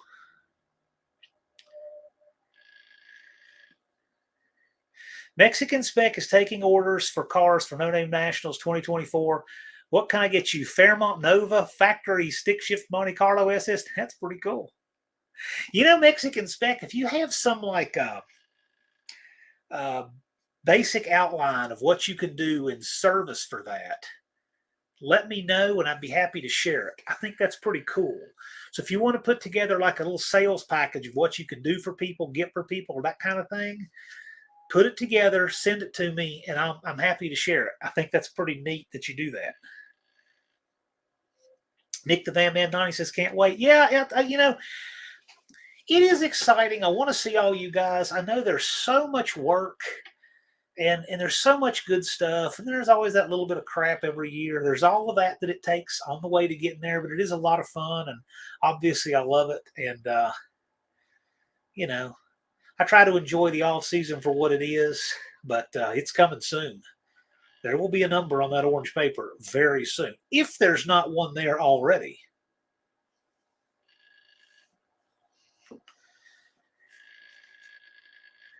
Rapid Transit Jace, I'd love to have a Super B Volare. See, that's what I'm telling you, Mexican Spec. Put together like a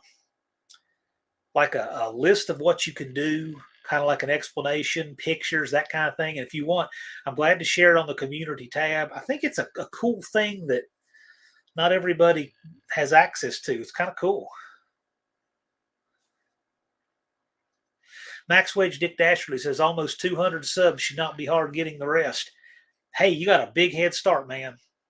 As you know, you can do 500 in short order if you need to, but you're already ahead of the game. You'll get it. And Izzy was thrashing all weekend. He won the Driveline Down Award. 38 is asking, is that black square going to fade to a number? You just have to watch it and see.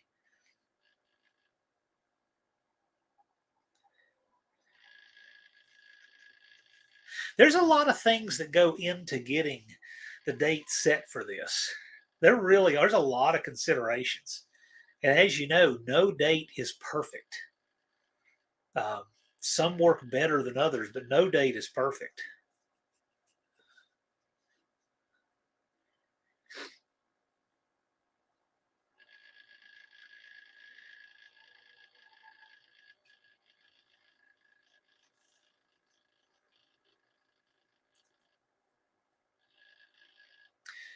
Ed's Machine's got a call tonight. Yep, I get that.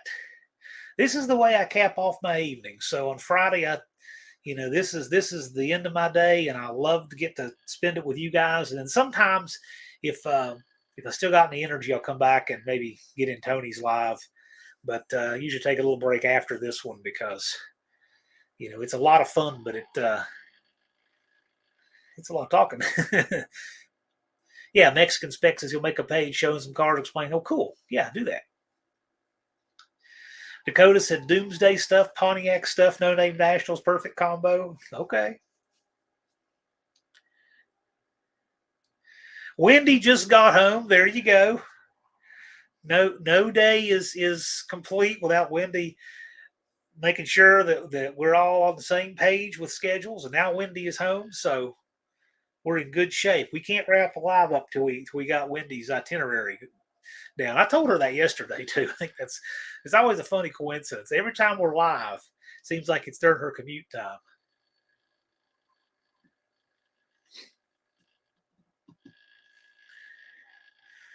Dizzy Izzy is signing off for the evening. Yep, I understand that. Yeah, our third shift is here. Actually, people come in shifts. Typically, we have 4 total shifts for this live. The numbers are interesting. I'm just glad to see all of you guys. But that's why I try to mention things about every top and bottom of the hour, because there are people who will miss it if I don't. But considering we're in our last quarter of the live here, I want to make sure people know we're going to be having a Christmas themed live a week from tonight.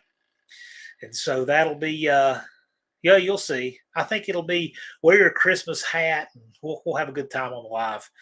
That'll be a social get together type of live like that. And then on December 29th, 2 weeks from tonight, we will be announcing the 3rd annual AHRA No Name Nationals. So the plans are getting set for that now. The meetings have been happening all week. Lots of good stuff coming, and you will see. That event is not just something that you start working on, a few weeks before it happens. Believe me, it's a lot of planning, a lot of time out.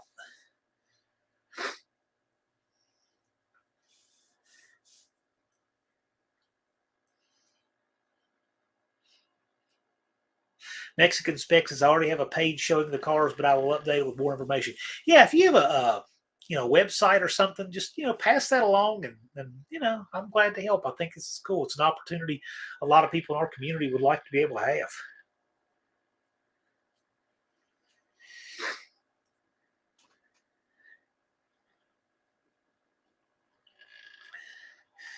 Mexican Spec is saying that the border agent didn't even look at the VIN on the car. Yeah, sometimes, from what I hear, it's luck of the draw on that kind of thing. Sounds kind of like airport security to me.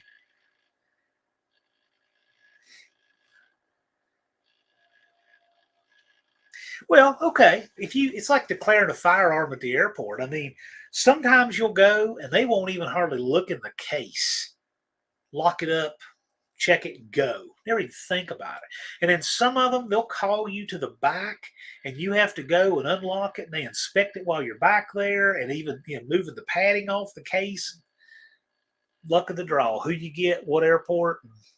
Maybe there's some stuff we don't know, like the nature of stuff behind the scenes with security and threats, incredible threats, and things like that that could have happened, in the nature of TSA that we don't even hear about. But I will say I've had varying experiences on that, and I would imagine the border crossing is probably not too different from that.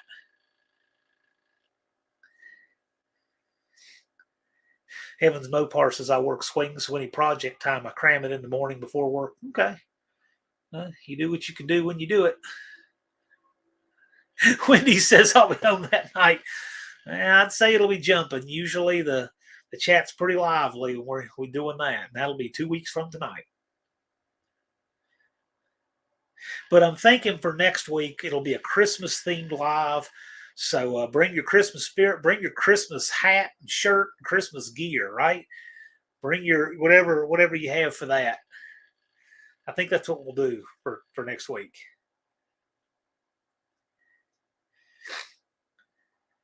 Dakota's going to block off the AC stuff on the firewall, more room to cleaner look. Yeah, I can see that. I would make it a point to try to save all that so it's can cleanly go into another vehicle if need be, or back in that one in the future.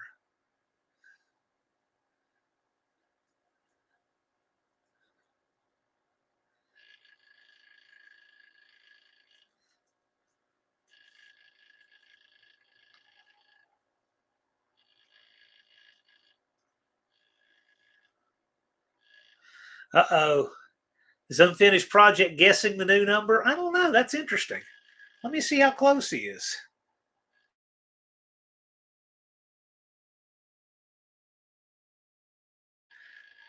I don't even want to try. This thing's not on mute. I can't give it away. I don't know. I haven't even figured that out yet.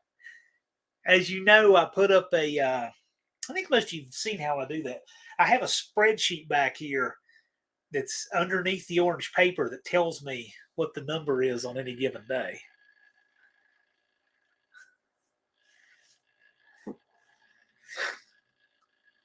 Yeah, that's what we'll do next week. Wear your Christmas garb, and we'll have a social live like that.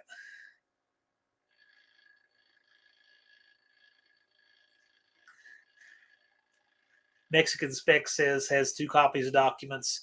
Surprised the board. Yeah. Having your stuff together tends to go a long way, especially when you're flying with 2 rifles, 3 pistols, and 1,000 rounds of ammunition. Which ammunition doesn't go by round count; it goes by weight. So they say 11 pounds, but I have fudged that number and gotten away with it. I mean, I don't think they get in too much of a twist as long as your overall bag weight isn't but so much. Everything meets guidelines for transport, which is you're technically not supposed to have rounds touching each other. Which you can tell that was clearly written by somebody who doesn't know anything. I mean, you can have rounds touching each other perfectly safely, as long as they're not, cramming into the primer or something. But that's what the regulation says. So you have to have the kind of boxes that support that.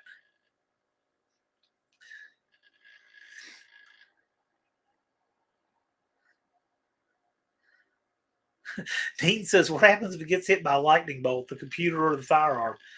I don't know on the computer. I remember one time there was a guy that said a bolt of lightning hit his computer, and that's why he dropped off of a live, which isn't true at all because in StreamYard, your stream stays active. I've actually heard that from 2 different YouTubers, and I think they were both full of crap. The firearm, I don't know why lightning would hit the firearm. I don't know that it would do anything. Unfinished Project says, I just happen to have recently acquired a very festive t-shirt. Well, wear it. Come to the live next week, Unfinished Project. Bring your Wilson fence. and come on.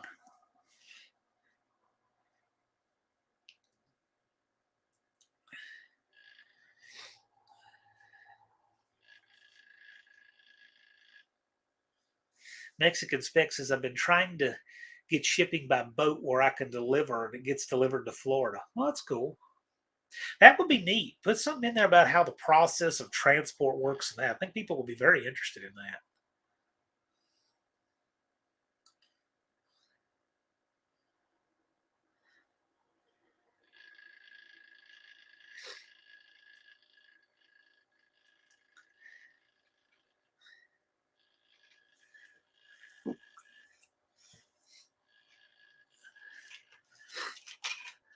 Yeah, Dean, that was one of them.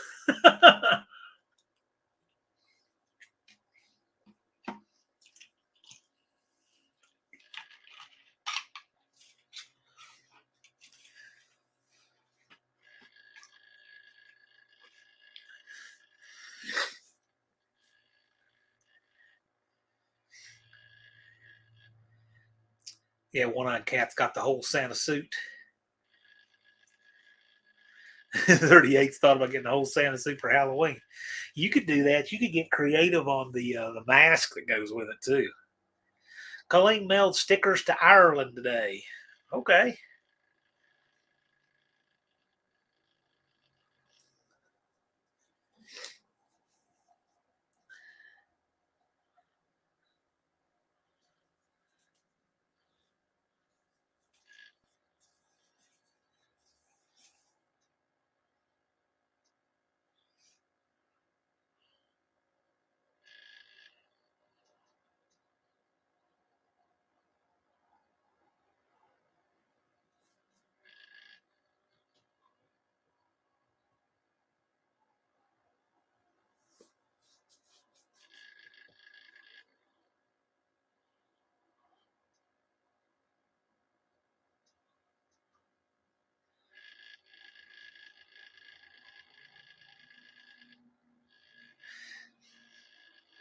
Danny Boyd said it used to be a chain of Mexican restaurants.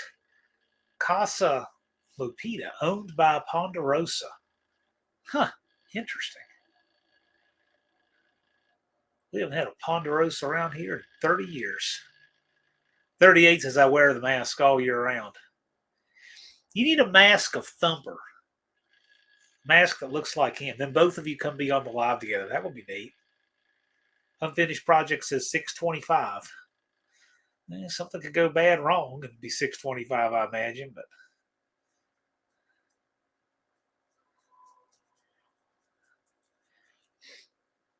who here in the chat does not have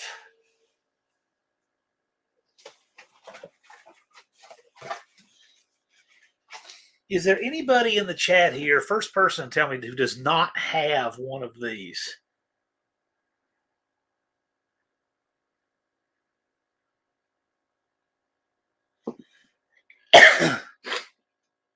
12-year outdoor vinyl. This is exterior gray. Of course, you can put it on anything. All right, Nate. All right. So I'm going to do the first four there. Dakota Buff, Danny Boyd Functional Histories, Blue Collar,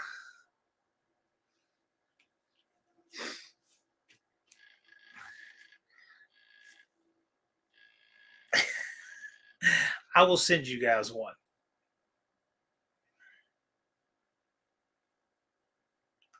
Indirect connection. What year did I send you the shirt? I usually put one in with a shirt. I know Danny Boyd has one.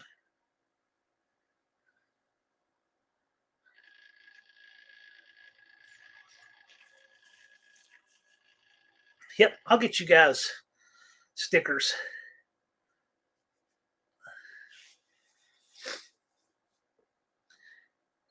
Blue Collar Performance, he won the Cinderella Award for the No Name 500. And he's got that thing in his living room, like on the mantle. Looking good there, too. I don't, but that is okay. I'm glad to send you one, Mexican spec. I'll send you one. I've already remembered where I put this in the live at 1 hour 53, so I know where to go back and look. That's why I don't have to make notes. That's what I'm going to do. I just want to do that for the people in the chat who don't have one.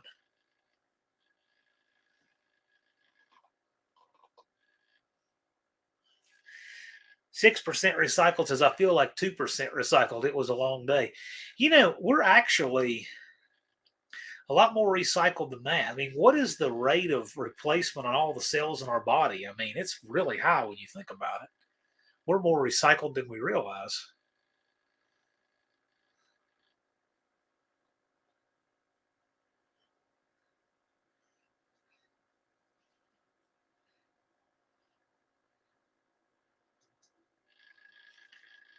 Dean, do you have a No Name National sticker? I don't know if one's gone over there to you or not. Yeah, let me know, Jason. Anybody in the chat who does not have one, let me know.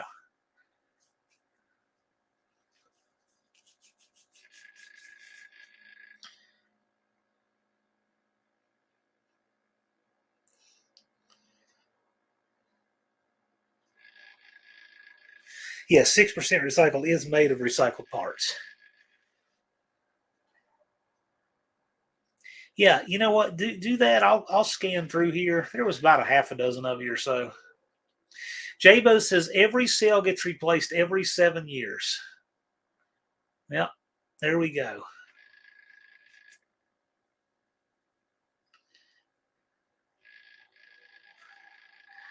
Functional history says when I get my new hips, I'll be 6% recyclable.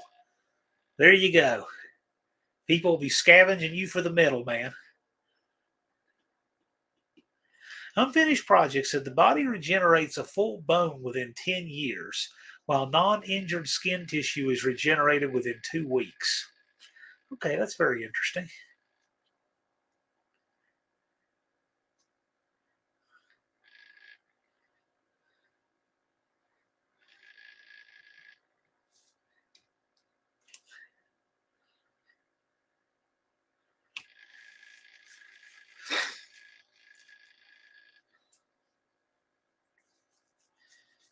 How about Unfinished Project? He's a fantastic mod. Does a great job. I like to make sure that our mods know that I appreciate what they do a lot.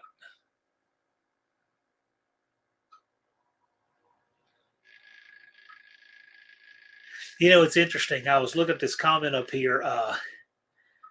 Unless you have an 83 to 88 Thunderbird, didn't need air conditioning. I see people selling houses that with regularity say, oh, you don't need air conditioning because of the tree. There is no buyer on earth you're ever going to convince they don't need air conditioning. People think that it's inhumane to live in a house with air conditioning. I don't have air conditioning.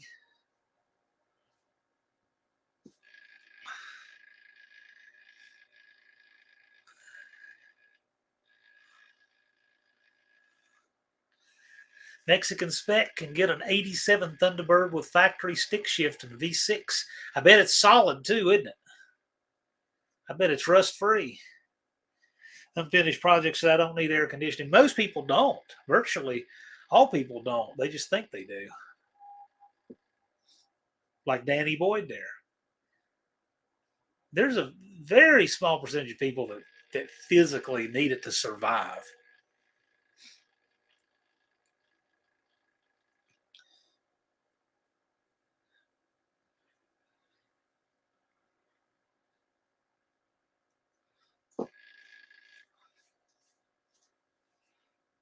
Yeah, Dean, if you don't mind, just email me an address and I'll be happy to send you out some stickers.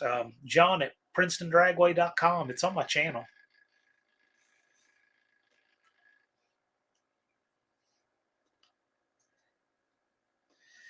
Danny Boys is really humid here. Oh my gosh. I remember one of the most humid days I can remember my entire life. I was taking a pistol class in Camden, Tennessee. It was 99 degrees that day. That's literally what it was, and it was just there's a picture. I didn't think I never thought I'd come up. I have a picture because Don Reber, a tactical photographer, was taking pictures there that day. He's got pictures of several of us, and there's one of them where the sweat was just all the way to the bottom of my shirt. Uh, Man, we were all just covered in sweat. Couldn't hardly hold on to the guns at all. It was something else. That's the most humid day I think I can remember my entire life.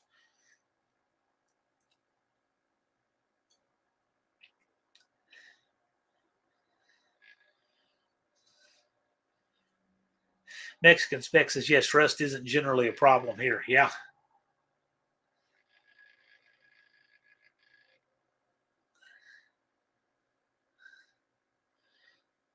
Unfinished project grew up in a 12 by 40 metal box.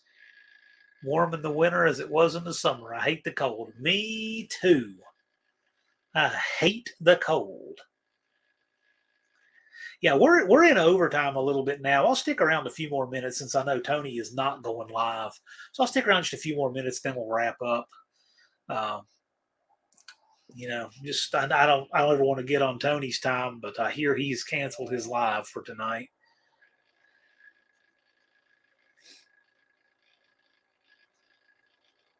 Largely because of vent windows. It makes a big difference in the van, I can tell you that. One thing that's great about the van's vent windows is the weather stripping on the driver's side door is terrible.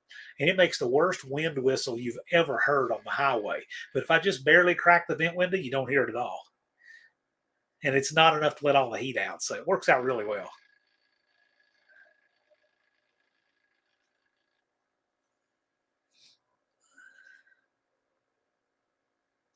Yeah, see, Colleen, that stuff only works for modern plastic toaster cars. Eh. Dean says keep your switchboard assistants clear of extra duties. Now I got to tell you, it's obviously a really lean operation here, but I know that there are some people in the community who are huge helps to me with different facets of the stuff that I do. Is very helpful. Um, Unfinished project is a big help to me. He really is. He doesn't miss anything. He's a great moderator. Two Axe Jeff is a help too. He keeps his ear to the ground, helps me with stuff. Several of you guys are really good like that. Several of you guys are like that. So it is quite helpful.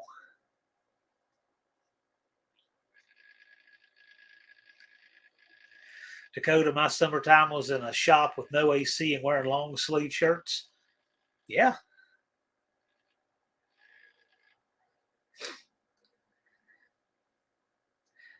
Yeah, Colleen probably uses the switchboard more than anybody. Yeah, Colleen's not a thorn. I appreciate all of you guys.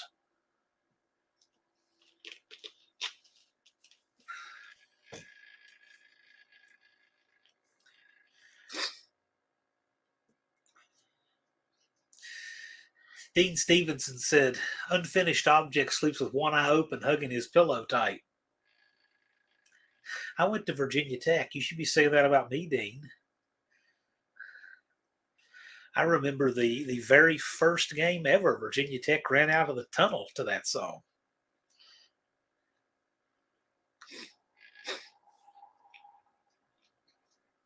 Big Block 402 in the house. How's it going, Stephen? I'm in a little bit of overtime tonight because Tony has canceled his live. So we're doing a little bit of overtime just for whoever wants to still hang out. Glad you're here. By the way, Big Block 402, we will be announcing the third annual AHRA No Name National December 29th at the regular time.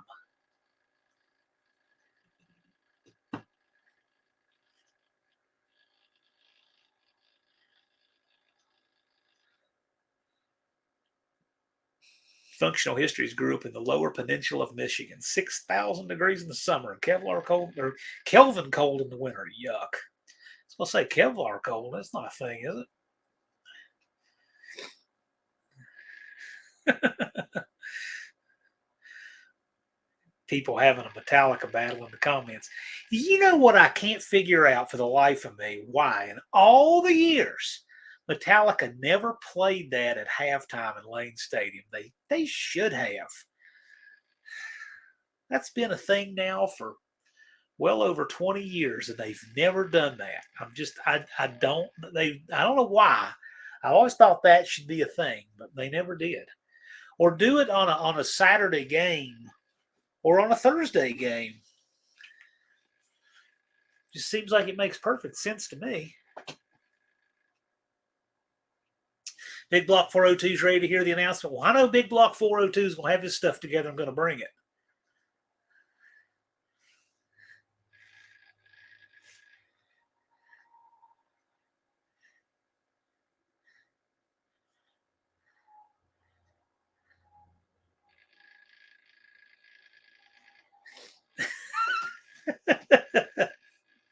Right.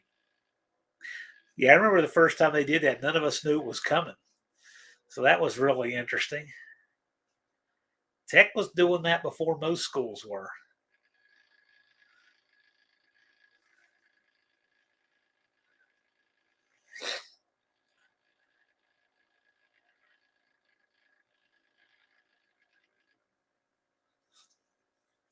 Did Metallica play at that massive concert? Where was it? Maybe, maybe not. I have to get more info on that before I can intelligently even ask you. JB is finally done with AT&T. Well, I'm thinking Lars is going to post the video. Big Block 402 says, I'll be a member of the Tunnel Ram Mafia in 2024. Russia. That's what I was thinking. I was going to say that, but I wasn't sure, Lars. I didn't want to create misdirect. That's exactly what I was thinking, in Russia.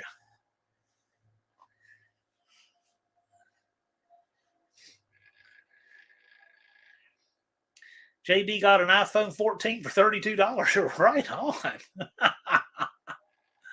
Right on.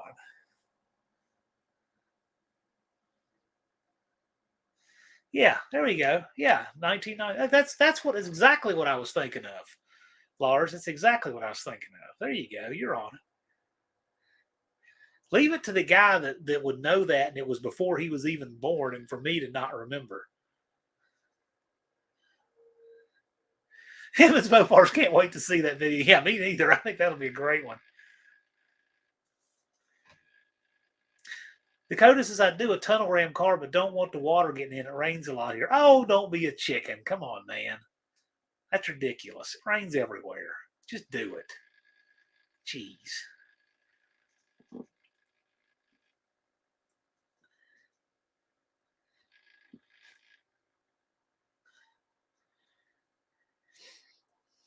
Dakota says, I think I want to do a tunnel ram with a 70s pro stock style hood scoop of my Camaro. Yes, that would look great. That all of that goes together. Nobody would believe someone your age has that either. Do the square mailbox style hood scoop with the Camaro and the tunnel ram. That would all goes together beautifully. JB said it's along when I was filming the whole phone call. Well, distill it down into its best moments.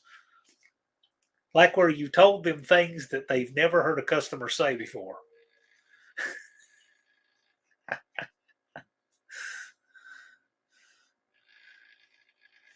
Rain down the engine's not fun. I have to keep a tarp over my TA shaker scoop. Dude, I would run in the rain with a 6-pack scoop and a double stacked air filter and everything. No big deal at all.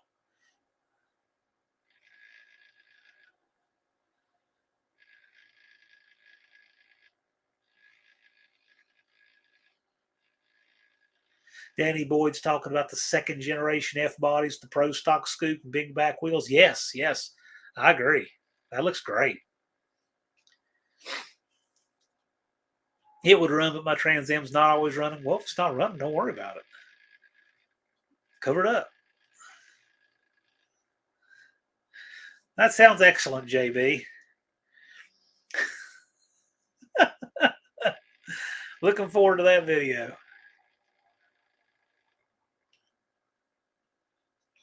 Yeah, as long as the engine's running, you're golden. Exactly. Just consider it steam cleaning on the pistons. Literally.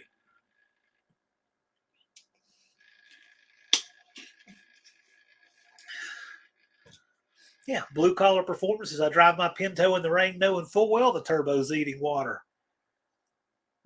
We all know he doesn't stress much about his engine. That's right. Blue collar performance. We're dropping the date here 2 weeks from tonight. Third annual No Name Nationals. You want to give anybody an idea of what you're going to do? We know you're not a guy to rest on your laurels. Dakota says, I really want one of those hood scoops for my Camaro. They actually still make them. US, what's the name of that company that still makes the fiberglass scoops just like they did, the same mold and everything? That's the kind of thing I bet B&R would know. It's like US Glass or something. Dust Devil says, anyone going live after this? Not that I know of. Tony scratched his live, so it's wide open. If you want to go live, Dust Devil, do it. In fact, if you go live, just let me know and I'll hand right off to you. Dust Devil says US Body Source. Cool. I'm just going a little overtime tonight because Tony is not. I'm going to wrap up here in a few minutes. Yeah, Jay says US Body Source. So there we go. I knew it was something like that. Somebody has an accurate mold of that Pro Stock square scoop. And that's probably where I'm going to get mine for the Dart Sport.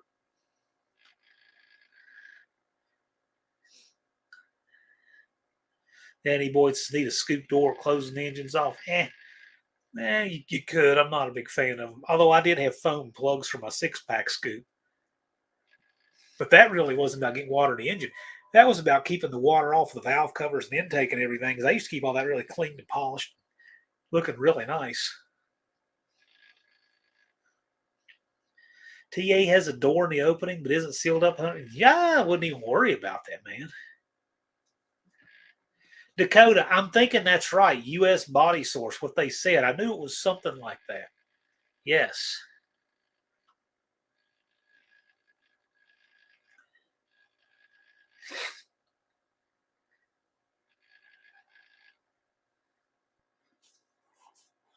DD Speed did a hate mail hood scoop.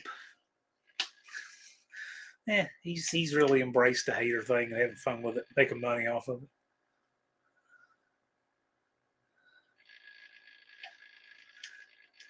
VFM Fiberglass, Glass Tech, Illinois. Never heard of them.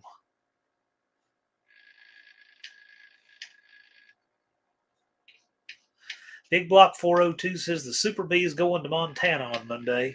I'm going to focus on candy cane. My daughter wants a Mustang, so the B is sold. Well, so cool. We'll see. We'll keep watching what happens over there, Steven. JB is making money on YouTube. Yeah. I make a little bit off of just random stuff, just here and there. Although I think I've had some people frivolously report my live stream, just some haters, and I've had to actually appeal the monetization. And I won both, but just, malicious stuff. Dust Devil says, am I thinking about going to the Indy Swap meet? I might. I'm thinking I'm going to try to get up there. We will see.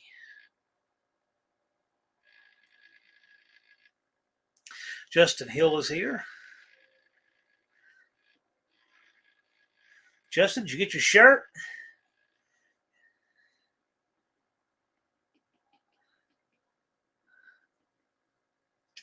I'm watching mail because I'm seeing so much run late. I'm trying to figure out when stuff actually gets places. Some of it is crazy overtime.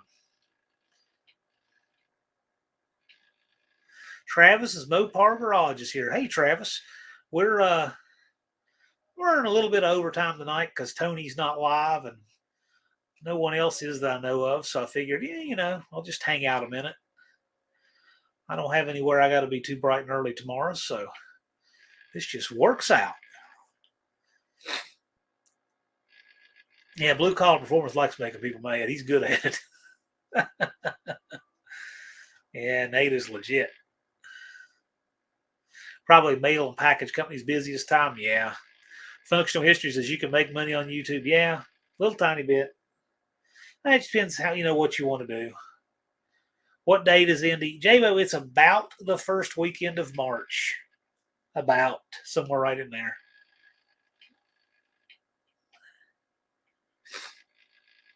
Now, I know I'd like to do, but we'll see.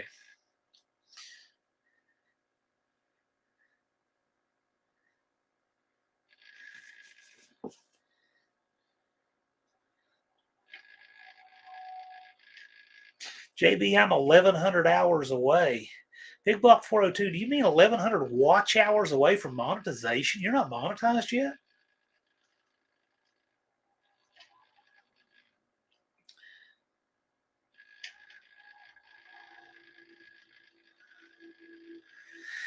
Colleen says, I sent a pump to Minnesota in 3 days, took 9 days to come back. One thing I'll tell you about that, Colleen, if they're using a third party shipper like I do with Pirate Ship, you can get a date when the label was originated, but they can throw it in the mail way later than that. Indirect Connection says March 1st and 2nd, according to their website. But Indirect Connection, make sure you look at the year. I've seen places leave a website up with the wrong year so long that people will see it the following year and not realize it. I have seen that. Yeah, Big Block 402, he's at 1,800 watts. Yeah. But they keep lowering that number, though. They do. They keep lowering it. Like, I think now it's 3,000 watch hours and 500 subs. Used to be 1,000 subs and 4,000 watch hours. Yeah, that's cool. I might try to make Indy this year. We'll see. I went last year. Cope and Lucas and Devin and I went. Had a good time.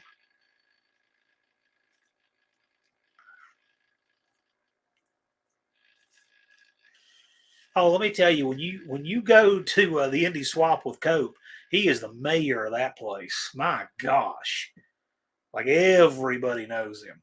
He draws a crowd. It's pretty crazy.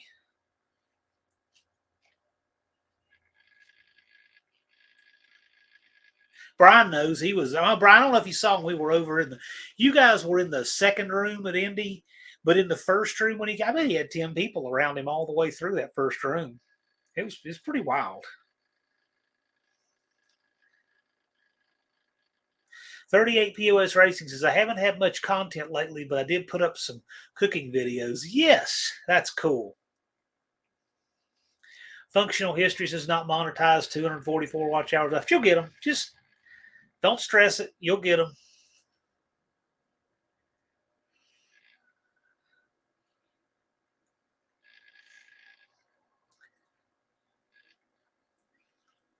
Yeah, big block. Yeah, just put out videos. You'll get it. JB is the model of persistence. He got his subs and his watch hours one at a time by not giving up.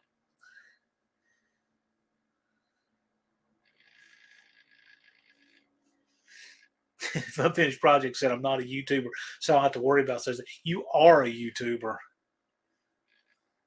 That's right. You get 50 cents. I don't know. I mean, I used to average about $100 a month. I don't quite as much now, but it's okay. Whatever.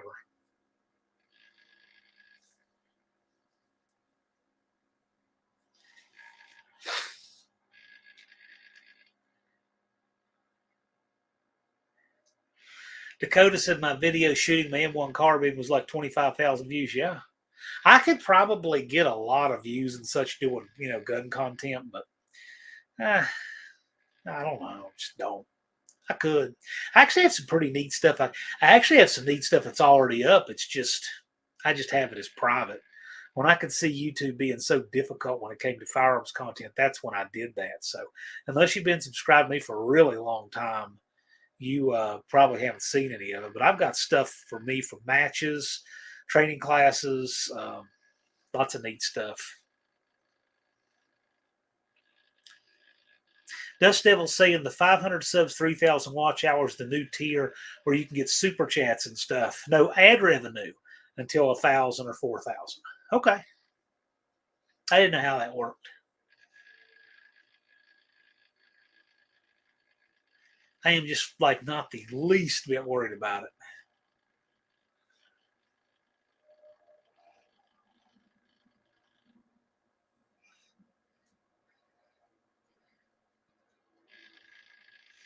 Indirect Connections got a call today. Thanks for coming out. Appreciate you, man.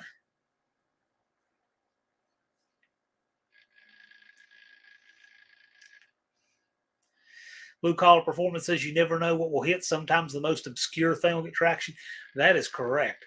I make at least $5 a month every month off of my cab mounts in an F100 video. And it's kind of a stupid video. It's just a lot of rust repair and doing some cab mounts. $5 a month every month. Don't even touch it. Just every month. Isn't that cool? Isn't that neat? Off that one video.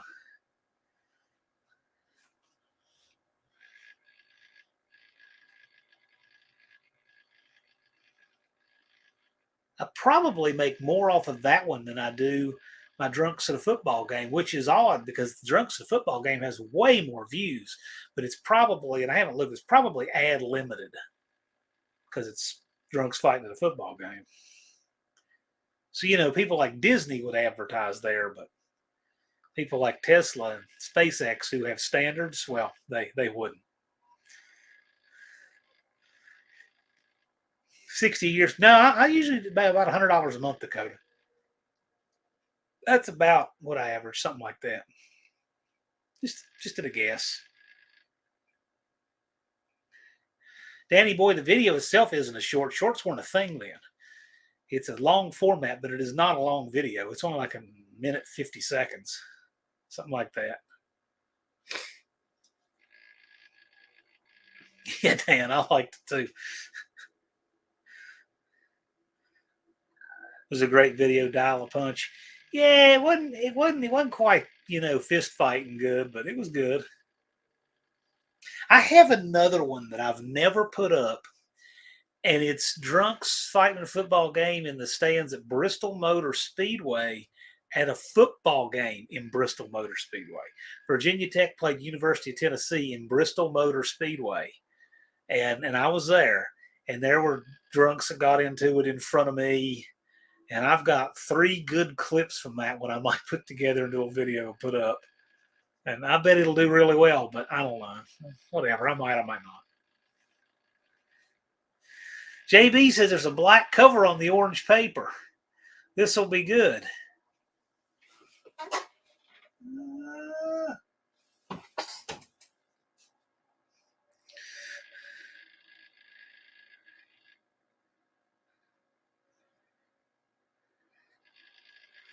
38 says I might try to get another YouTuber to get together for a live. He's not a live fan.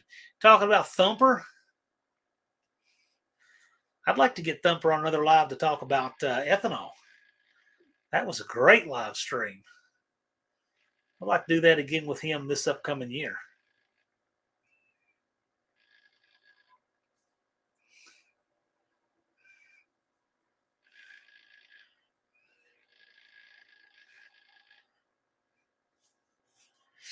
Unfinished Project says time for new friends if you can't give away cookies. Wendy says it fell.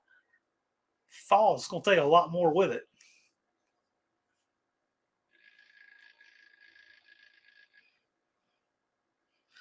Thumper's link is up. Unfinished Project has it.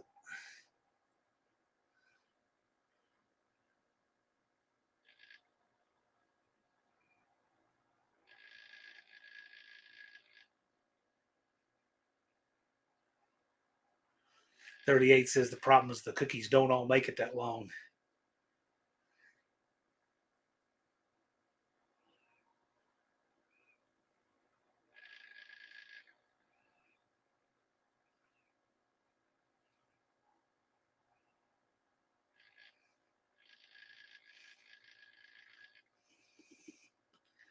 Cookies right on, yeah.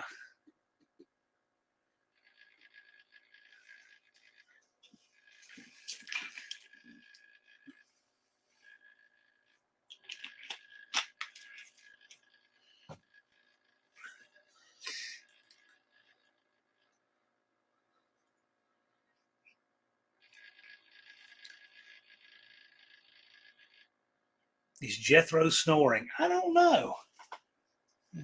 It's too bright for him in this room. He didn't like this room.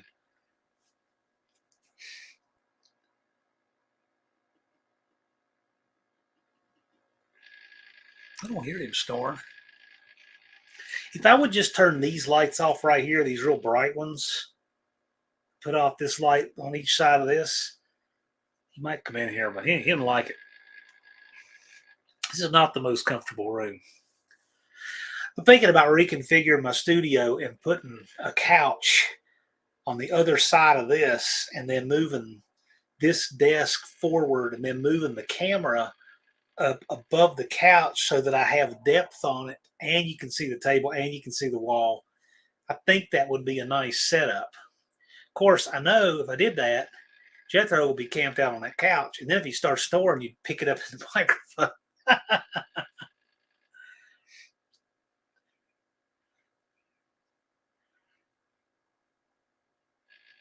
Oh, I know what you guys are hearing. This computer is really, really noisy. And the microphone is not the one on the computer. It's my camera up here. So that noise you're hearing is actually the hard drive in this laptop. It's really noisy. That's what you're hearing. And you'll hear it rattle and it'll stop rattling, but it's always spinning and humming. It's annoying. I've just gotten used to it, but that's what you're hearing.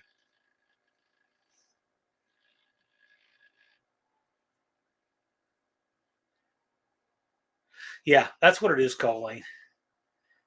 I wish I had a solid state computer. That would be the ticket. One thing about those is you can't get any memory capacity with them. Um, I've got a 5 terabyte little drive here that I put stuff on, and that would be probably the best. Then I'll go solid state, and that would fix a lot of the problems. But this thing is really noisy. Oh, and it's even louder too because you can't see it, but there's a riser underneath this computer. So my camera is actually mounted. I mean, it's mounted way high off the desk, and it's not mounted to the desk. So even if I bump the desk, it doesn't shake the camera. It's mounted on an arm behind it. But I have the computer screen on a riser, about a 6/8 inch riser, to get it up almost to the camera so that I'm not looking down at the screen to look at your comments. It's a good setup, but when it's up in the air like that, it's noisier. And the noisy hard drive in this thing is pretty close to that camera. If I were to move the camera back like I want to do, it would solve that. You'd never hear this again. I've got options. I really want to renovate in this studio and fix some of these problems. There's a lot of things I'm overdue doing in here, and I need to get them done. But that's exactly what you're hearing now that you say that.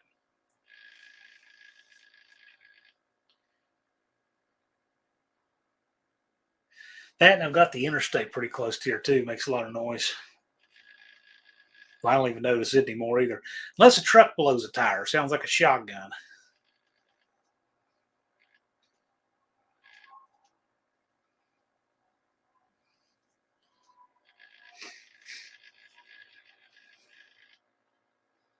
There's Destroyer 1320. Yeah, Eric, we're kind of in overtime tonight. We're running late because Tony's Hot Rod Garage has apparently canceled his live. That's the last report that I have from a credible source. So I figured I would run a little overtime tonight, and then I'll wrap up here really shortly. I figured I'd go a little overtime, but not too much. And I'm gonna go ahead and wrap up. So any of you guys have any last minute anything? I'll get one last plug in for those that weren't here. So next weekend or next week, next Friday, December 22nd, we're going to have a Christmas themed live. If you have your Christmas garb, like your Christmas hat and shirt and whatnot, and you want to get in, we'll socialize. You can come in. December 29th, we're going to be announcing the third annual AHRA No Name Nationals, and a number will appear on the orange paper. That's December 29th. So that'll be 333 hours and 30 and a half minutes from now. So how about all that? So anyway, with that, thank you guys for stopping by. I will see you guys again here very soon. Take care. Thanks for coming out.